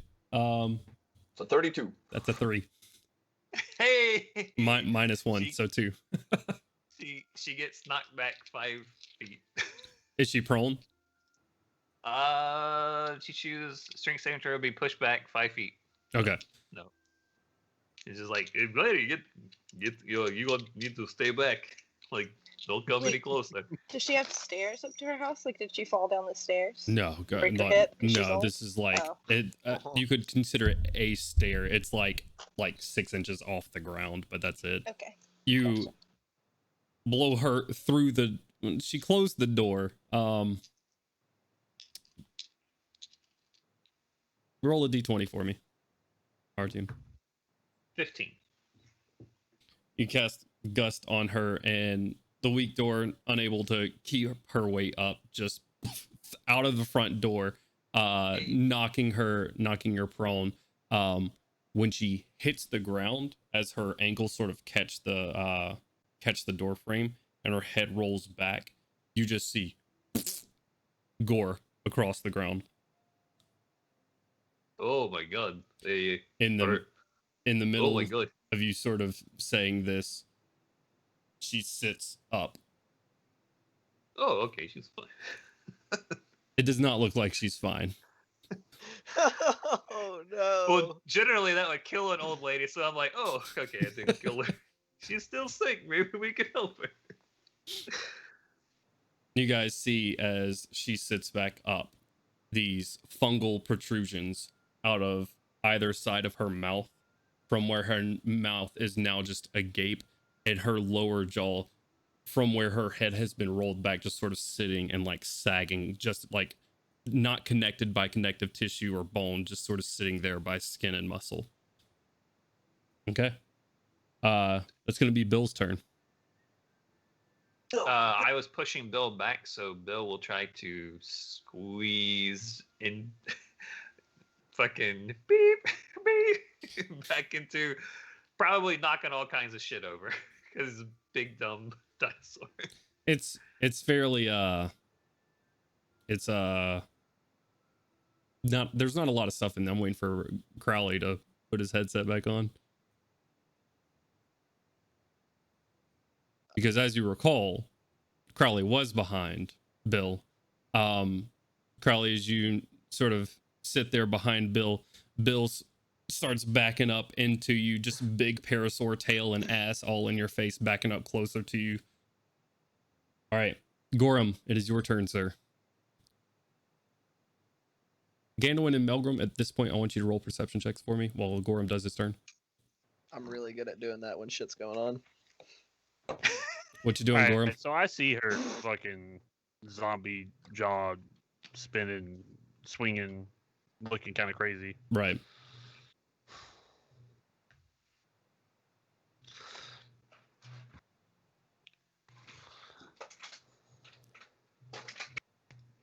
Heck. Heck. You trying to end her shit? Oh, you're right. Uh-oh, she's I got it. Kaushik's got it. I don't. I have the dregs of this. Here. Brittany. I'm fine. I'm good. You already interrupted my turn with your choking. You better take the drink. Anyway, I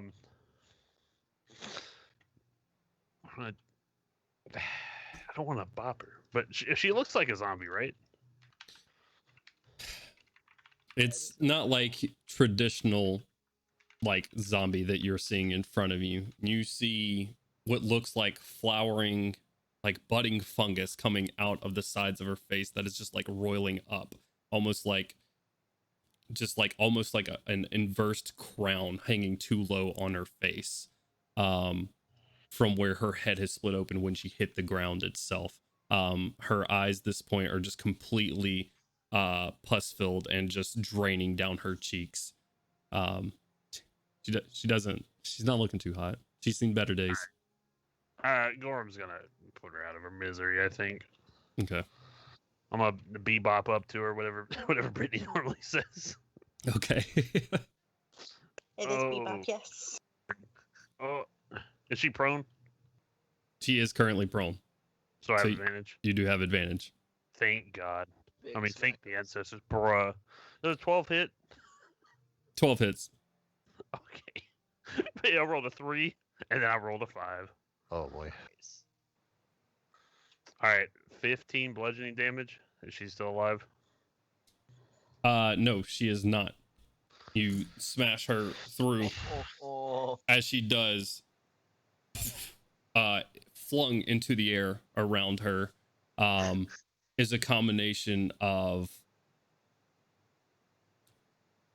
It's odd. It's a combination of what seems to be flung from the fungus itself that is surrounding her head is are spores, and then the gore and pus that sort of comes up with your hammer. Gorrim, I'd like you to make a con saving throw for me.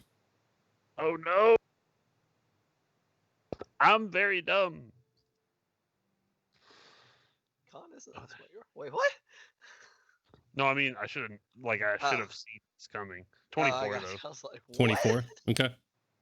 Some of it landing on your armor, and you just sort of like cover your mouth. It just takes a couple of seconds for this dust to seem to settle down to the ground.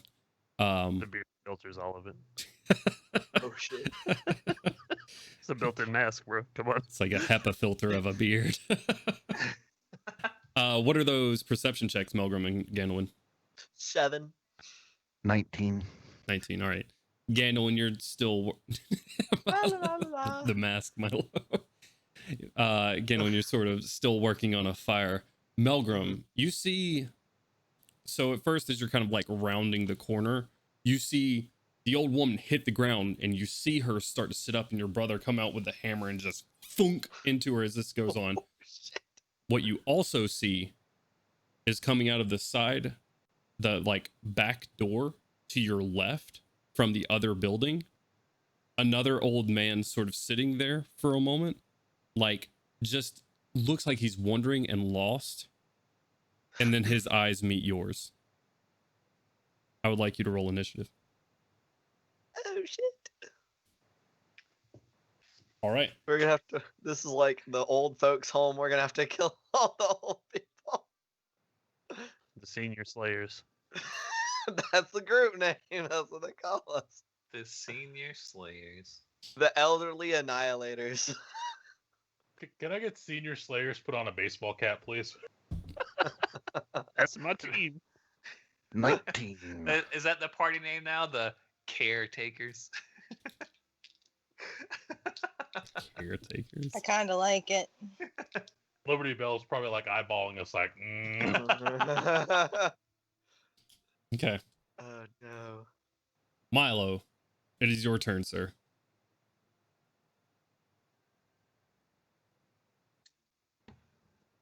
It's going to cautiously be walking towards the door. Little arm cannon at the ready.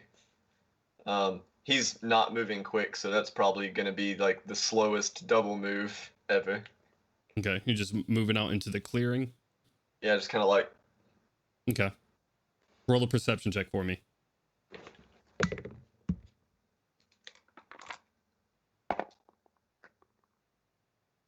$15. Well, as you're sort of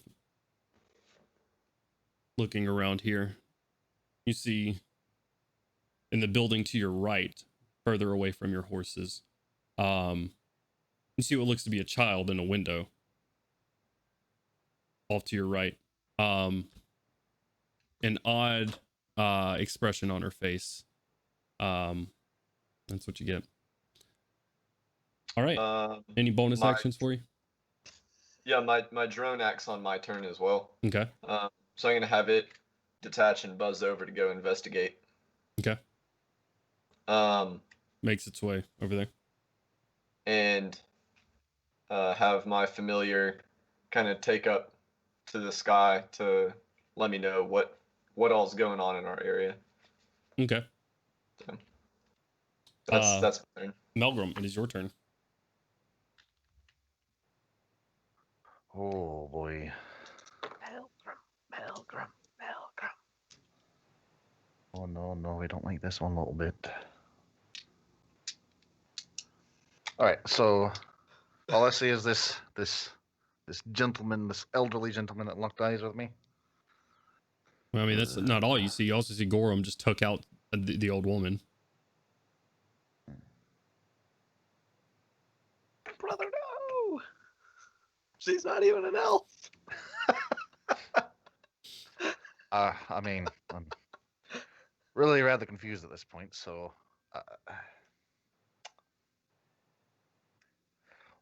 what the hell is going on, brother?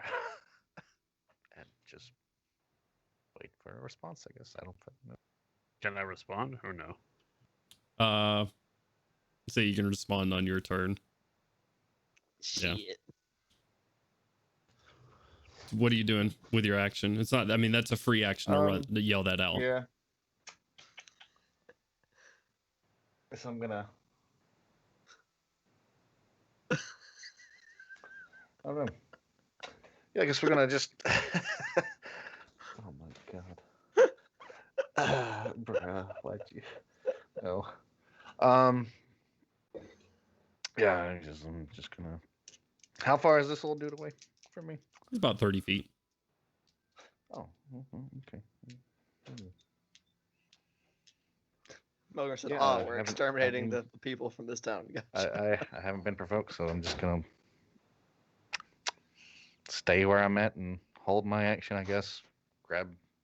Bring out my axe in case I need it. Okay. All right. So you're just holding an axe in case something comes within range? Well, an enemy comes within range? Yeah. Okay. Kaushik, it's your turn, and then Crowley, you're on deck.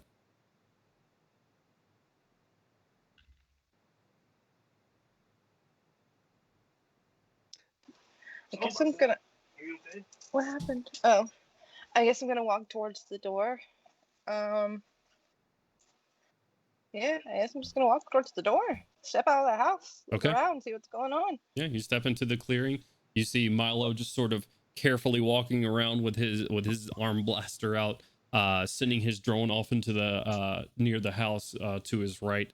Looking to your left, you sort of see Melgrim looking at something you can't. I'm sorry, you see Melgrim looking at something you can't really see from this angle to the house to your left, holding his axe out, just sort of like giving it a glare. Can I see what he's looking at? No, Can you I can't. move It's on the other to- side of the house. Can I move around to where he is? Can I make that much of a movement? Yeah, I'd say. Yeah, I mean it's not a big village. I'd say you could get around to where Melgrim is with all of your movement. And did I happen to hear him ask what's going on? Yeah, he yelled it out. Okay. I'm not a very gonna- quiet person. I'm going, when I get closer to him, I'm going to tell him that the lady attacked us. She's had some kind of fungus growing out of her face. She attacked us. And that is my turn. Just stairs. Okay. All right. Crowley, it's your turn. RTM, you're on deck. My goodness. Crowley's gonna step outside All and right. look about real quick. Okay. What you looking for? I'll just see where everyone's at. Obviously, sort of like Koshik. If he sees a Melgrim over there, he's probably gonna move toward him. Okay. And because that's obviously he's got his weapon drawn. He's kind of like looking elsewhere, and I'm going to reach up and fling a spirit over to him, which is the warrior, as Richard appears and stands with him. Good old Okay. Richard. Yeah, within 5 feet of him, and yeah, there you go. And there's Richard, and then he's going to give inspiration, which I believe is a bonus action, to Milo, and that'll end his turn. Inspired. Use your As action to another send. spirit, Go ahead. yeah. I send Richard. Richard pops up from the ground and is like standing there, like kind of sword next to Melgrim, and then he's going to fling a spirit of inspiration over toward Milo. Towards Milo. Okay. Nice. Very inspired. Got It's that whispering- school spirit. That's what he Yeah, sent you. it's whispering all like, listen, we're the seniors. Just whispering baseball game propaganda. You got to swing for home with these kids, boy. Our team, it's your turn with Gorrim on deck. Okay, so I see that. Am I aware that there are other bad dudes outside? Not yet. Melgrim has since yelled what is going on. Gorrim and Kaushik has yelled back about the fungus. You currently can't see around there. You can run to where Melgrim is, but you can see him when you leave out of the front door. You can see him off to your left. You can't see what he's looking at currently, but Kaushik and Melgrim are both obviously looking on something on the opposite side of this house from you. Okay, but this the lady in the door is done, right? She's seemingly dead. She is not moving. Okay. I am going to move out of the door and Okay. see what I see. And as I'm going out of there, I will just kind of say to Bill to go protect the horses. Because I figure it'll be safe near the horses. I don't know what's out there yet. Okay. And I guess I see other unfriendlies. Are you going around towards where Melgrim and Kaushik are? I mean, like immediately outside. Once I get outside, do I see other unfriendlies? Not anything immediate. No. Oh, okay. Then I will just try and figure out what's going on. Okay. Like, just take a second. Like, huh? Like, you haven't used your action, so you make a perception check with your action. okay. That is a 14. Okay. Same thing that Milo saw earlier. You see what seems to be in a small window, a little girl off to your right in the house to your right. She seemed to be a zombie. Can't tell. Okay. All right.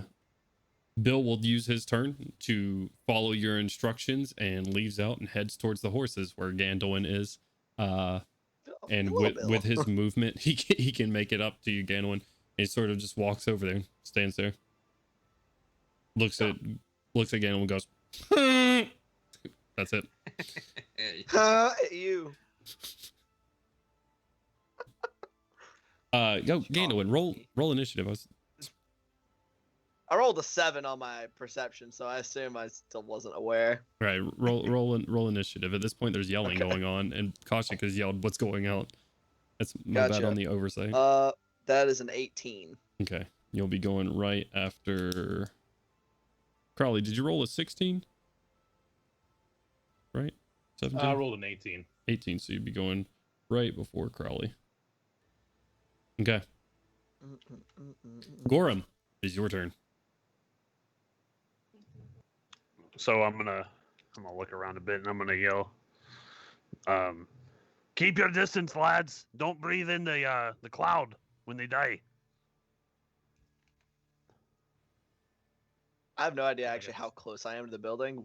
Am I hearing specifics or just that there is yelling? Yeah, no, they're 30 feet from you on the opposite side of the house, but they're yelling, so you can hear what they're saying. Yeah. Perfect. What the fuck? I'm gonna go over to the old Melgy. Okay, you run over to your brother. You see the same thing. Walking around this time just seems confused currently. And then his arms just sort of drop and he looks over in your direction. And he starts making his way towards you. Anything for your bonus or... I mean, that was just your movement to get over towards Melgrim. So you have an action and a bonus left. I hold my hand out and cast Hold Person on that. Oh, shit. Zombie, non-zombie. All right. Mushroom man. Is a 12. Oh. Sure, man. He doesn't beat it. He doesn't beat it? No, it's a 14. Okay. He needs. He starts walking from you. His muscles lock up, and the momentum carries this odd form right over. And you hear an audible just squishing when he hits. Gross. They're very delicate. They're probably dead. All right. Milo, it is your turn, sir. Did my drone get over there? Yeah. Where do you want them to go? The door is currently closed. To the window. Okay. Where we saw her. All right. Flies up to the window. Girl is currently pushed up against the glass backwards. Looking in through, it's like a foggy, like dusty glass sort of deal. So it's difficult to get a real look as to the situation inside.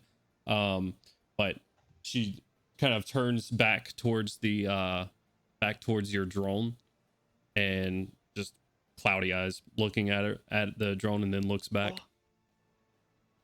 Cloudy eyes? Mm-hmm. Oh no. What do you mean by cloudy eyes? Like clouded eyes, something like Gorrim's, but not as extreme. Gotcha.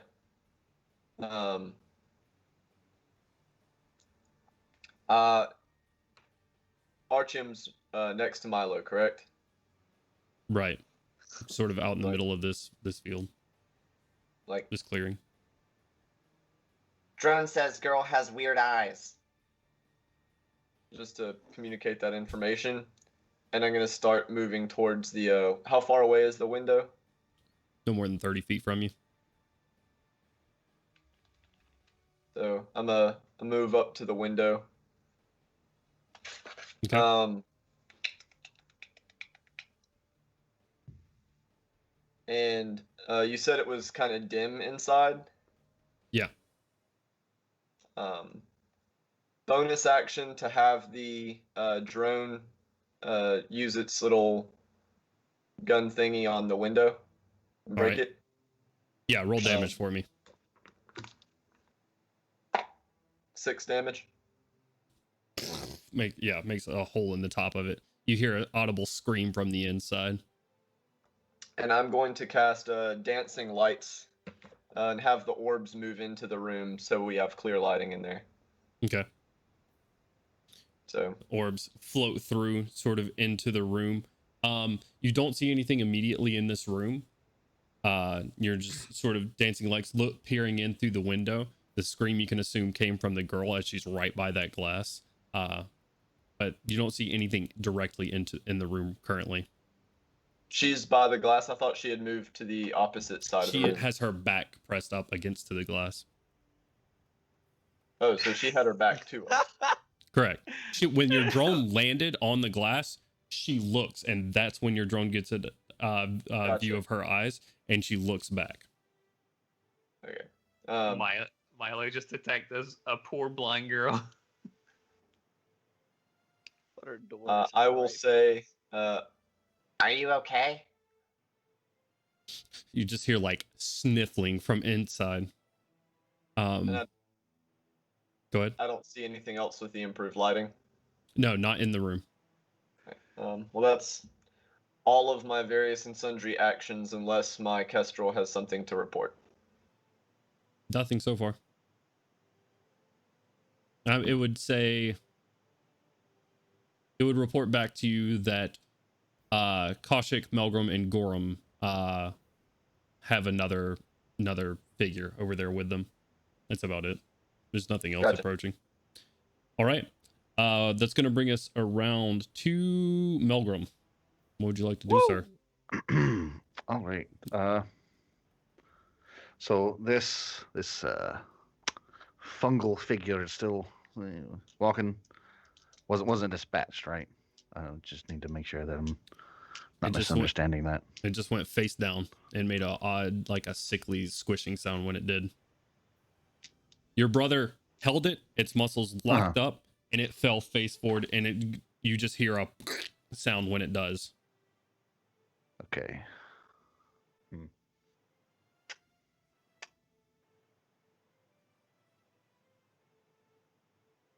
How far is it now? 30 feet. It didn't get any far as like mid stride when Gorrim rolled up and cast a hold person on it. Gonna run up within 15 feet and just yeet my axe at it. Okay, roll an attack roll. Before Damn. It's gonna make sure that thing is before dead. doing all that raging. All right, what's the range on your axe?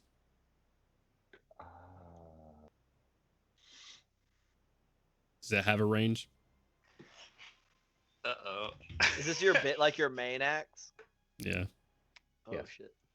God damn, that boy said. Well, it's a prone target anyways, so it would be at disadvantage regardless. But go ahead and roll the attack with disadvantage. Wait, it's prone. Yes, he fell face forward.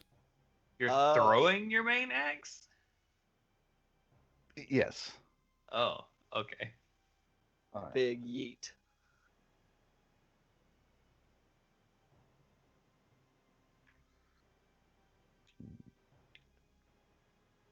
Do, do, do, do, do.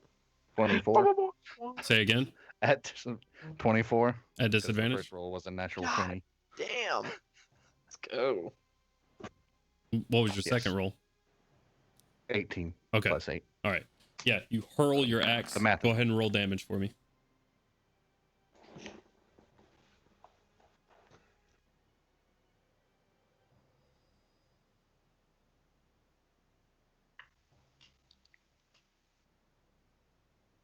All right. That was max damage right there. 19. Okay. You God damn. fling your axe and it bisects the head on this old man. Oh no. What if he was just like really he couldn't see and so he just wasn't? Oh no. All right. Anything else for your turn? We're terrible people. We are terrible people. Wait, that's your bonus, and you move 15 feet. You got 15 feet of Yeah. movement left in case you'd like to go anywhere else. Maybe go pick up my axe if it's safe at this point. Okay. You Has walk anything the- exploded off of this thing? Not quite. Hmm. Mm. Hmm. Oh no. Yeah, I'm just gonna stay here for a second. It's a good thing to bring up that the spirit's supposed to appear near the guy and attack it, which I did not do. So I'm gonna go ahead and do that real quick, Jones, since I wanted it to work with Melgrim. Okay. So does a 22 hit? 22 does hit. Damn. So that will do 17 damage. What kind of damage? Force. Force damage? Okay. Yes. Melgrim, you fling your axe. When you do, Richard runs along your axe with it, jumping into the bisected head of this creature, and it goes and parts the rest of the way from the split head down its spine to its ass crack and into the air. Spores and gore. Okay.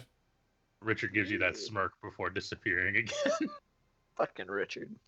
Thanks, Richard. That is going to bring us to Kaushik. It is your turn.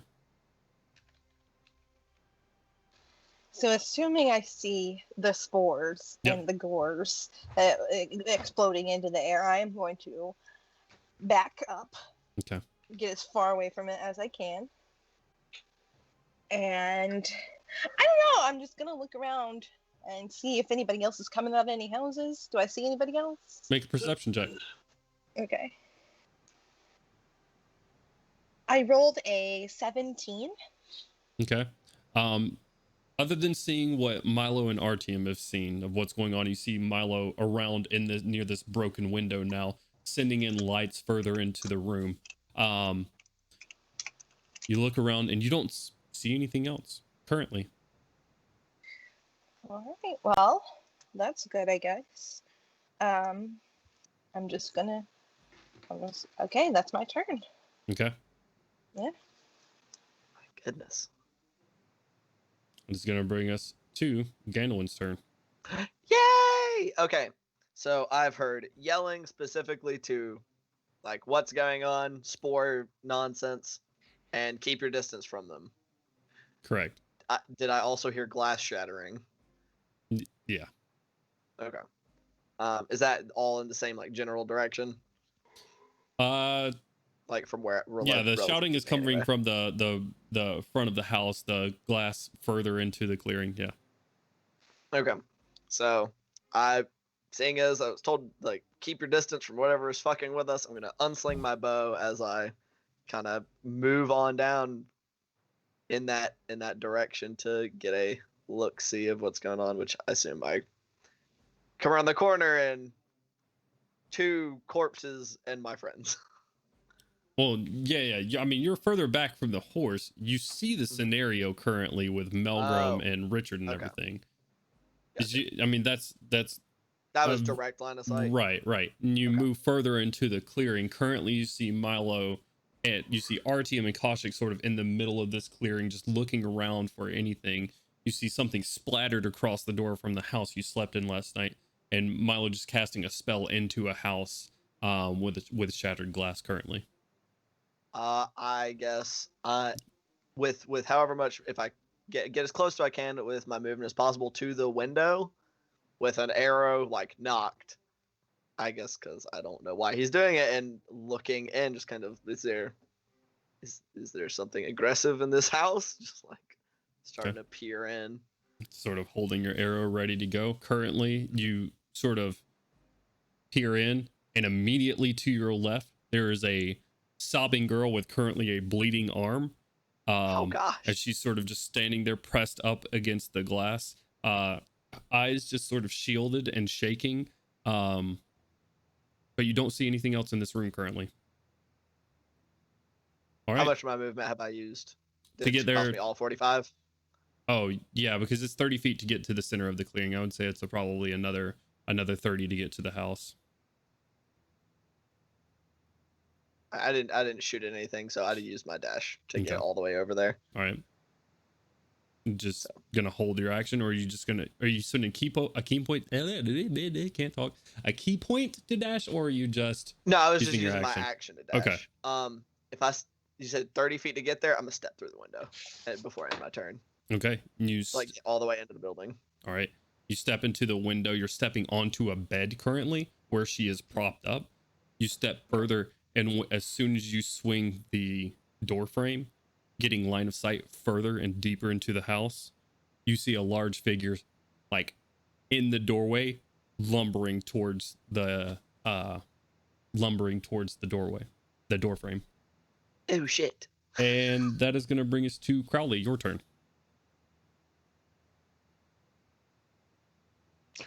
I guess I don't see anything going on right now. Nope. Richard has handled his business. You're fairly proud of that. Handled my business as well. Crowley's gonna look around a little bit, not liking the situation, and he's gonna reach for the skull at his belt, and he's going to use it to summon an undead. Okay. At 4th level. All right. And 1 second while I figure out what kind I'm summoning here. Spooky kind. Yeah. Oh, yeah, dude, that'd be interesting. Yeah, I'm gonna summon the ghostly kind. It's gonna be in a sheet. It's gonna be in a sheet. Okay. Yeah, no. Actually, this undead is going to be a spectral figure that can move through walls. It's going to take the form of the old woman we just met. That's the recently deceased. Okay. Listen, Damn, she spoke to son. me. She has things she's got to settle on this plane, and she's gonna do it. And she's going to move. Not as well, goddamn. But yeah, she's going to move 30 feet, or I guess fly 40 feet after into the middle of the place and just wait there, kind of looking around for him. Nothing else. All right. Heck yeah. Bonus action to consult with some spirits, see what's going on. How's life? All right, let's see it. Yeah. So we're gonna see. Oh, it's a 5. Oh. All right. The Avenger has been summoned. That is going to bring us around to Artyom's turn, and then Gorrim. So I've just watched Gandalin hop into this window. Correct. Then disregard the girl who's cowering, and focus on something else deeper in the house. It'd be kind of Passive perception. What's your passive? 18. God damn. That's fairly high. Yeah, I'll say he doesn't seem to be concerned with the girl. Right. So I will take my chances, not necessarily just for little girl, but partly so I don't want Milo to accidentally kill another person, because I know that would make him a pretty sad person. Indeed. So murderous child. Being a rather tall person, would I be able to reach into the window and just yank this girl out? Yeah, I'd say you'd have to get right next to Milo and sort of around to the left, because she's in the corner from where the window's broken. Yeah, but I'll take damage if I have to, for the getting through the glass or something. Yeah, just roll a dex check for me. That's a 3. 6 total. Nice. You take Jesus, you take 4 points of piercing damage as you rip through this glass to get to her, not really concerned with your own safety. Yeah. Yeah. I get in there and I like just try to get a little bit of air so that she doesn't also take 4 points of damage on the glass, and just right out of the window. Make a dex check for me. You son of a bitch. Bro, you are gonna murder this child. 16 this time. Through the glass that Milo's Better. broken for the most part. Her arm is bleeding and does look like it has glass shards in it currently. But She seemed like a zombie. Just blah. Just looking at him. you've done a lot with your turn. I'll say Okay, that. fair enough. What I mean, she has clouded eyes, which Milo's already sort of communicated to you as she's sort of looking up to you and just sort of looking around currently. She seems confused and lost and just sort of disoriented currently. Oh, okay. Bill, if Bill is gonna do anything, but then Gorrim. Yeah, Bill's gonna Really? protect the horses like a good buddy. All right, Like a dinosaur. Gorrim, your turn, sir. I'm right there, kind of near Artium, right? Correct. Does the girl look to be afflicted by the same kind of fungal parasite? Make a medicine check for me. Oh boy. This will be action Good to at kind that. of discern whether or not she's been affected. That's higher than I expected. 14. 14. She has no pus. She has no blisters. She's not currently coughing from what you see. She is disoriented. She is very scared, and her arm is very, very torn up right now with just glass peeking out and it's just bleeding. And as you sort of run up there and look at her, she's like looking around and then just sort of fades for a second in RTM's arms. I'm gonna put my hand on her little shoulder, and I can use multiple. Yeah, I can heal and cure disease with lay on hands in one turn, right? I think. Yeah, I think if you spend enough points, you can. I believe. All right, so I'm gonna try to cure a disease on her, which is 5 points, and then I'm gonna heal her for 10 hit points, I guess. I don't know how much health she lost from the DOS window. Okay. Is lay on hands action or bonus action? Action. All right. It's good. It's taking your action to sort of discern what's going on with her. You've figured out for the most part that she's not, at the very least, she's not like them. What the old woman that you've seen and whatever Melgrim and Richard just dispatched. That's Right. You still have your bonus action if you'd like to use that for anything. Do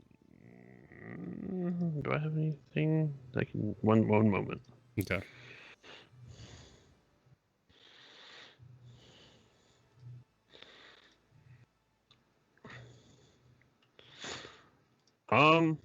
Is Melgrim close? How close is Melgrim?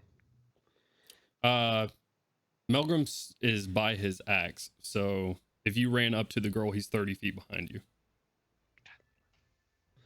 Can I use a bonus action if I hold my turn? You have to hold your action. Can I hold that action? You've already used your action for the girl. Oh, you can't hold a bonus action. Right. Okay, then I don't have anything. Okay.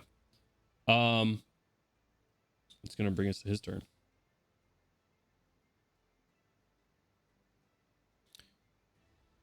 Gandalf.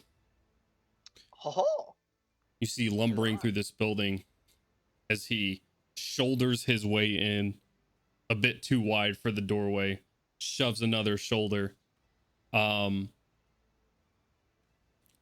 used to be a male humanoid form, the head off currently, hanging by a few muscles and skin strings by the back, replacing it, this fungal protrusion on each side, just sort of sitting there.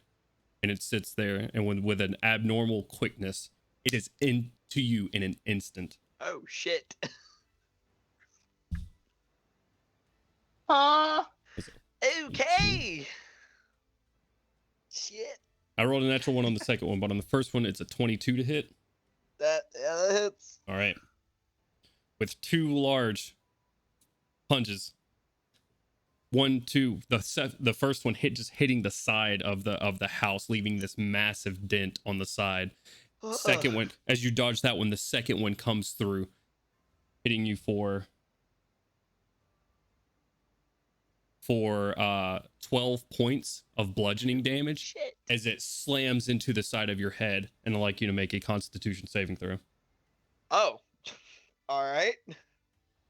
So con saving throw. How close is Gorrim to the window? He's not. He's in the center. Okay. Currently, Okay. yeah. 8. You're not in the middle of the clearing. You went right up to Artium. I'd say you get it, but that brings it up to an 11. Yeah. 11.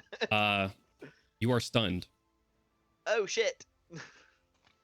The monk got hit with stunning fist. I did. As the second hit hits you, just bing, white lights, and you are just locked into place. With that, Does this thing come into view? yeah, no, all of you see it run up into the window currently. It's a large creature. Looks like it could classify as one. I mean, it's just a large humanoid. It's not a large creature. Okay. Yeah. I'm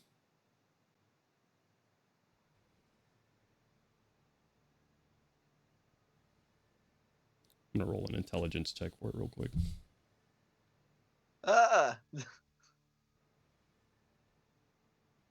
You see it sort of look at you guys, ichor spraying along with it as it spins quickly and bolts out of the same door it just came from. Running deeper into the house, it seems. And that it's where it's going to end its turn. And Milo, it is on you now with Melgrim on deck. So I don't have Cure prepared, and it's pretty clear, I guess, based on his actions, that Gorham's getting ready to be taking care of the girl because he ran over and was inspecting her. I'll say, take care of the girl, please, and then move up towards the door, the main door of the house, since we went in the window. Yeah, 15 feet on the other side. Okay. Is the door open? It is not currently open. All right. I will open it.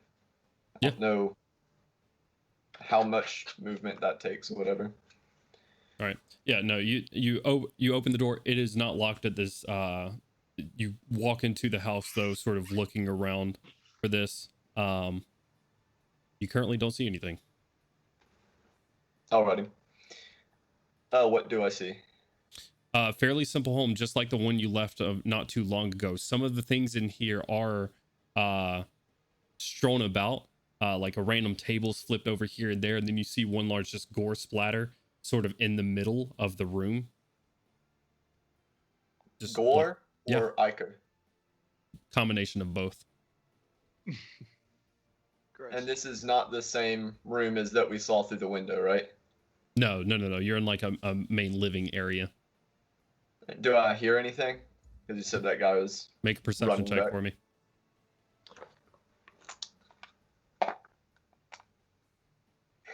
A 3. Or 4. Nice. But, yeah. Double nice. You run in. Nothing currently.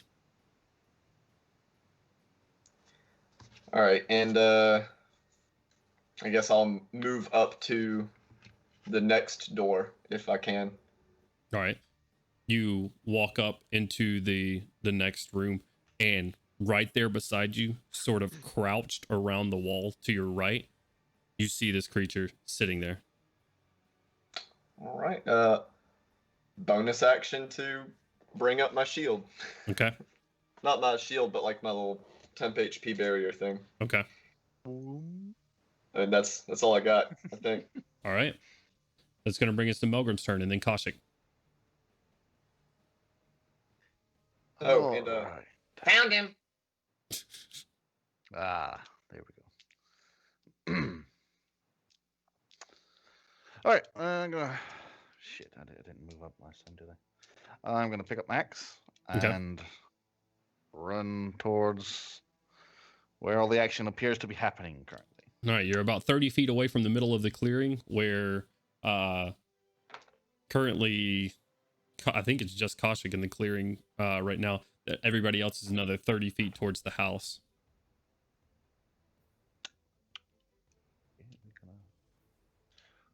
Where are you going Dash to? after that, I guess, if I can. Yeah, where are you dashing to? Do I see Gandalf in the window or whatever?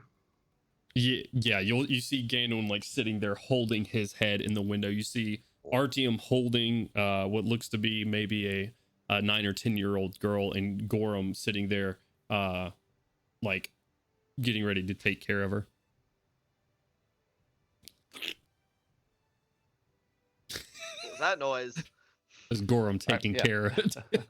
Jeez. Oh No, god. sir. No, sir. And I just see a window on this side. Where's the door to this place? Do I see that or? Yeah. You'd see an open doorway to the 15 feet to the left of it is a window. All right, we're gonna dash as far into the house as we can. You can get right up to the door, and that'll be about the extent of your movement and your dash. All right, it's gonna bring us around to Koshik, and then Gandalf when you are on deck. I'm be so stunned. I would like to move as close as I can to the house. Inside if I can, but I think you said I was like 30 feet away, so I don't Right, think I can get you're currently the inside. one in the middle of the clearing. Still, you were looking out for anything else that was moving. Right. So I'm gonna move closer to the house. Okay.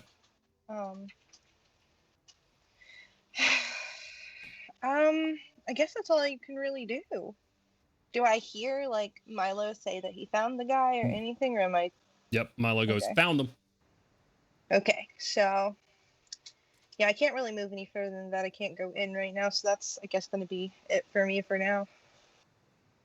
Oh, you can use your action to dash further into the house if that was what you wanted to do.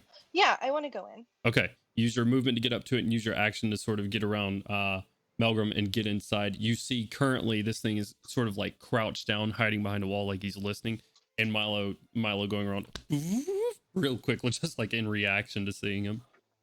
Okay. All right. Anything for your bonus action?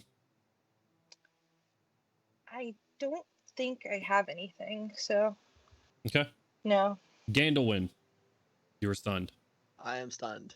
Crowley, Woo! it's your turn, and RTM, you're on deck.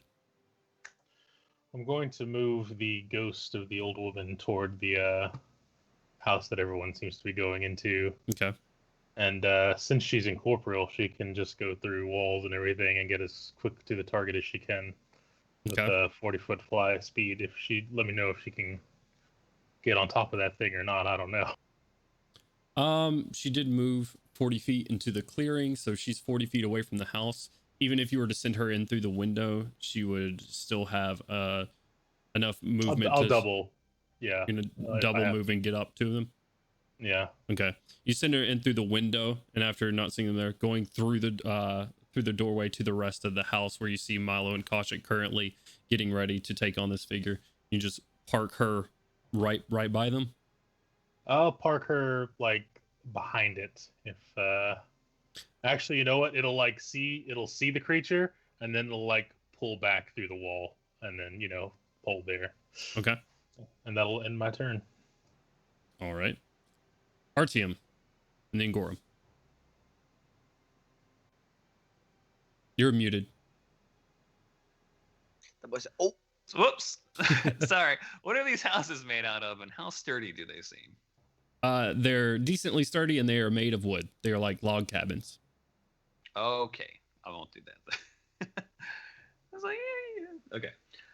Isn't a log I cabin will. just a sideways dock? I mean, let's be real.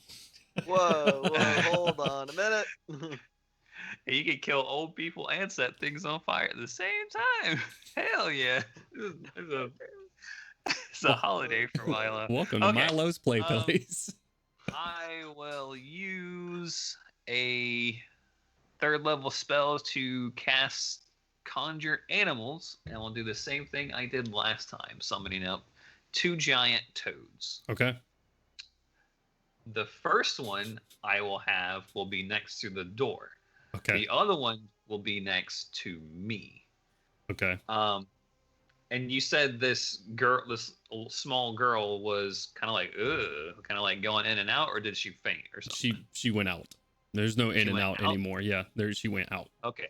I will place the girl inside the toad's mouth. Bruh, he's beating her to the toad. And say, keep her safe over there. Pointing, like, I guess I'll just use my bonus action to place it in there and have the toad hop over towards the horses and Bill and be like, she gonna bleed to death. She gotta. What is she bleed? No, she got healed. No, she hasn't. No, she hasn't been because he couldn't do it because that was his action. To medicine check her. Okay. Shit. Yeah, I will most definitely not do that then. Holy crap. Okay. So I will instead hit this small child with a cure wounds. And there will be no frogs. Okay. Sorry about that. I was like, I don't think he realizes. It's all right, man. We got 7 people. It's a lot of turns to keep track of. Right. Okay, yeah. So I will hit her with the cure. Oh, it's maximum, so 13 points of damage. Nice. She's right back to some of the wounds closing on her arm. Some of the glass just like clinking to the ground. As you're sort of holding there, she's just coming back to, blinking, trying to get just a hold on where she's at. Just gonna hold her and be like, and then turn so that her back's towards the whatever terrible things might be happening at the house. I'm like, can you stand? You should kind of like sit her down on her feet to test it, and say, if you can, you should run that way towards the nice dinosaur. And the horse. Okay. And she can choose to do that or not. I'll just kind of like have my hands lightly supporting her if she doesn't move. Which is a good thing because her knees are weak when you set her down. But she sits there and she starts holding her hands out and just sort of like starts moving around. Oh, she's blind as fuck. God, she's blind. Is that going to be it for your turn?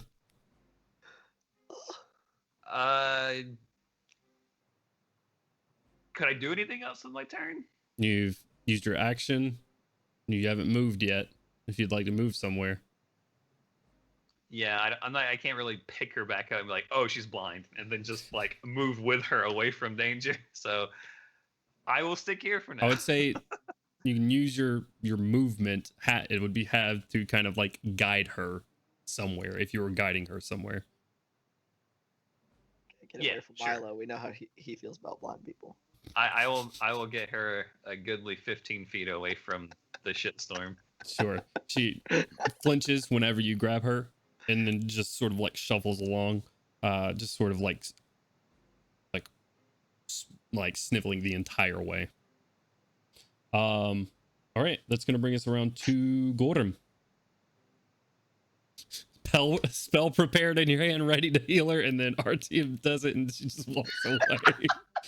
After you watch him set the blind girl down, and she starts holding her hands out, he's like, "Oh shit!" and starts like guiding her like, in a safer direction. Oh no! All right, well, that's taken care of for now, I guess. I'm gonna walk over to my brother. I'm gonna touch his battle axe and cast a magic weapon, which turns into a +1 magic weapon. Nice. Or What a guy. fucking some amount of time. Let me find out for you. Forever.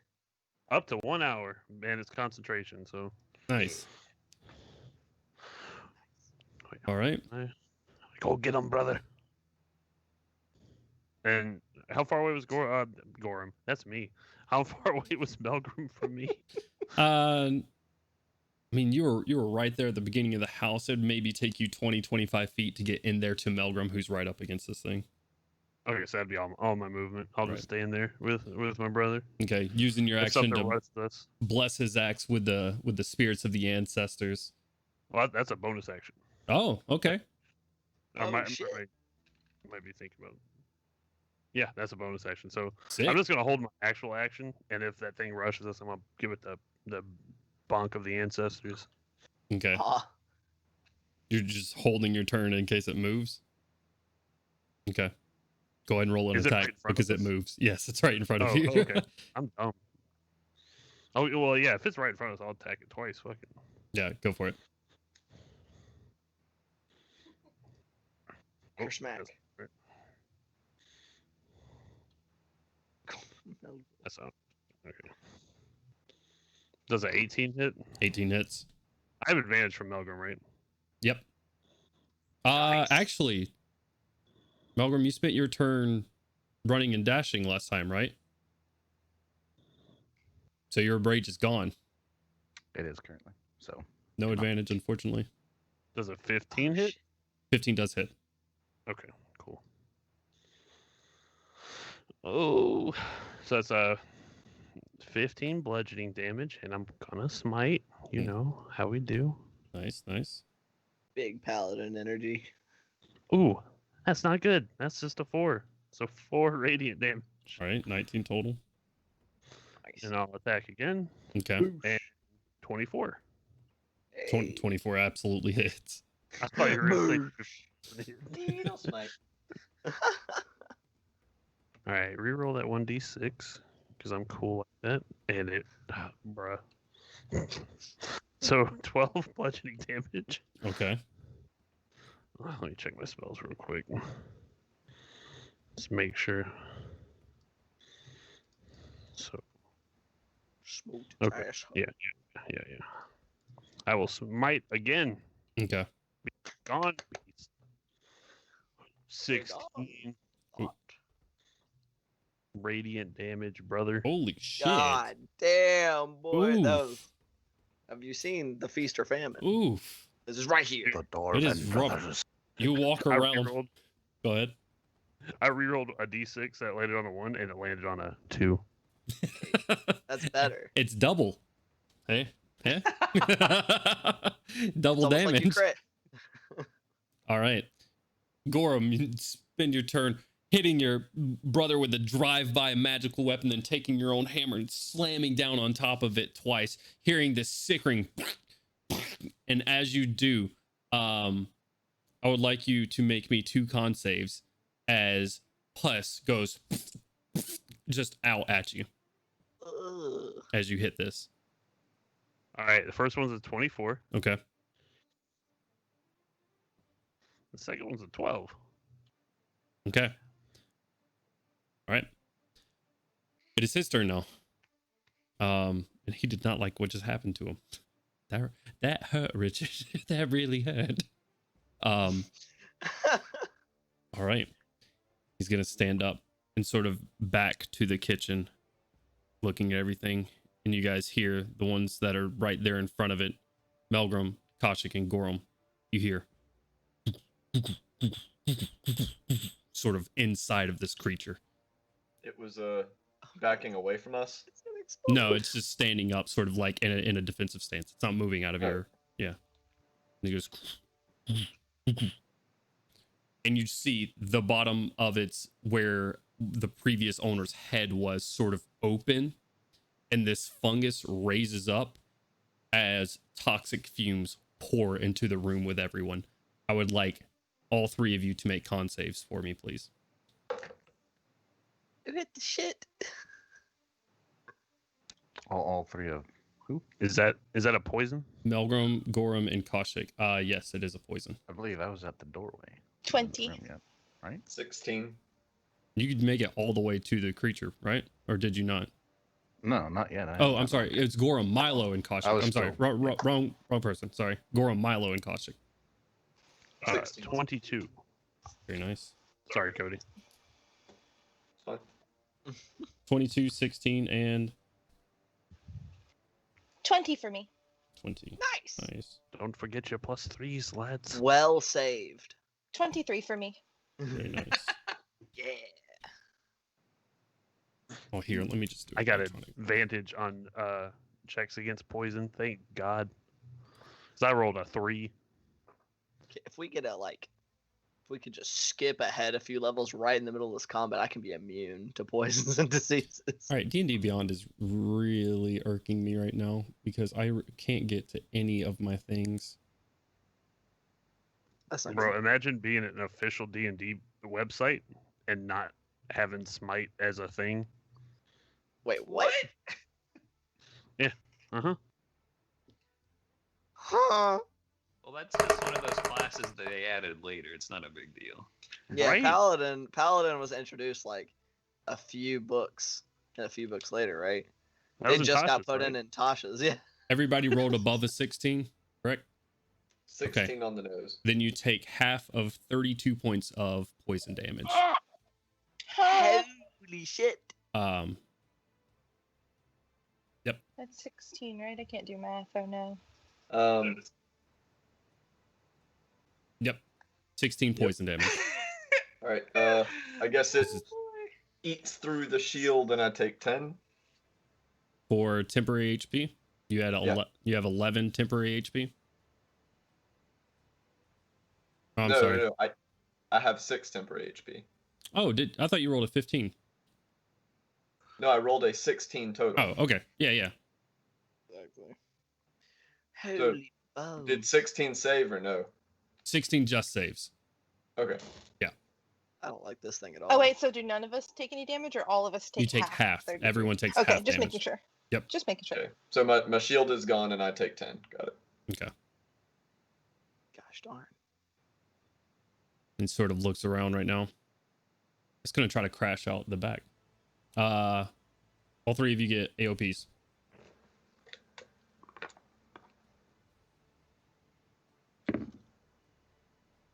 $19. 19 hits. It doesn't go anywhere. Those are 13 hit. 13 does not hit. And 11 y'all points of damage. Is that unarmed specifically, or can I use a weapon? I mean, did you have your dagger in your hand? Because this is sort of a reaction. Would I have caution my dagger in my belt. in your belt. Yeah, it'd be I can quickly shoop. not as a reaction. You can bebop and shoop. You can bebop and shoop all you want to, but unfortunately not with a dagger this time. So unarmed then. Right, correct. Beep up, shoop, shoop. 18 plus 3, so 21. That hits. Milo, how much damage did you do? 11. 11. Okay. 1 bludgeoning damage.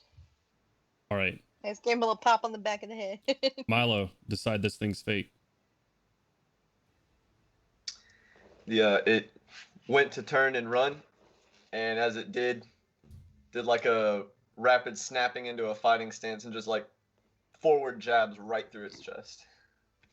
As you do this and it goes to sprint out the back, there's no window there. You assume this thing is just going to try to charge through the wall. You send your gauntlet through and pull back, where you just see a large hole now from the thunder damage as it hits its knees, falls to its chest. You wait there a second.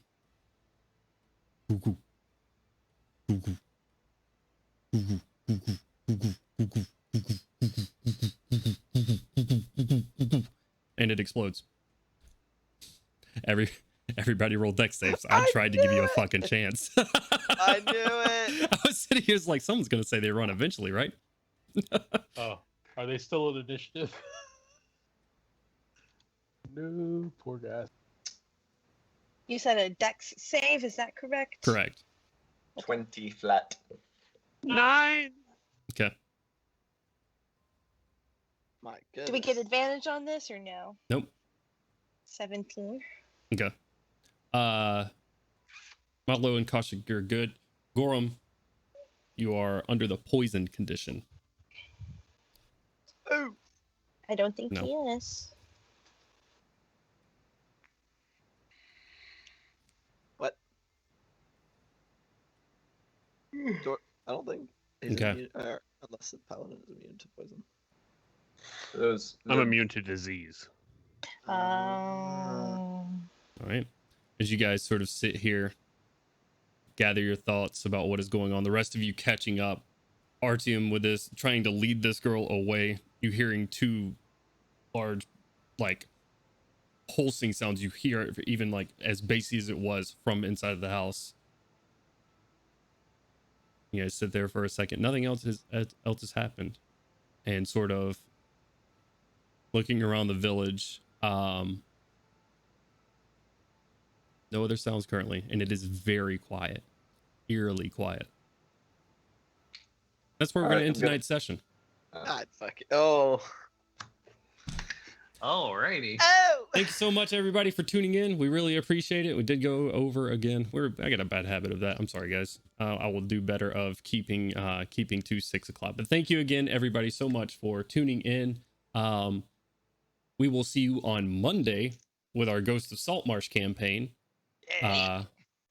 Which everyone, Milo, Ganwin, Artyom. I'd say Ganwin. Ganwin's going to be DMing. I'm going to be playing with Artyom and Milo over here, +1.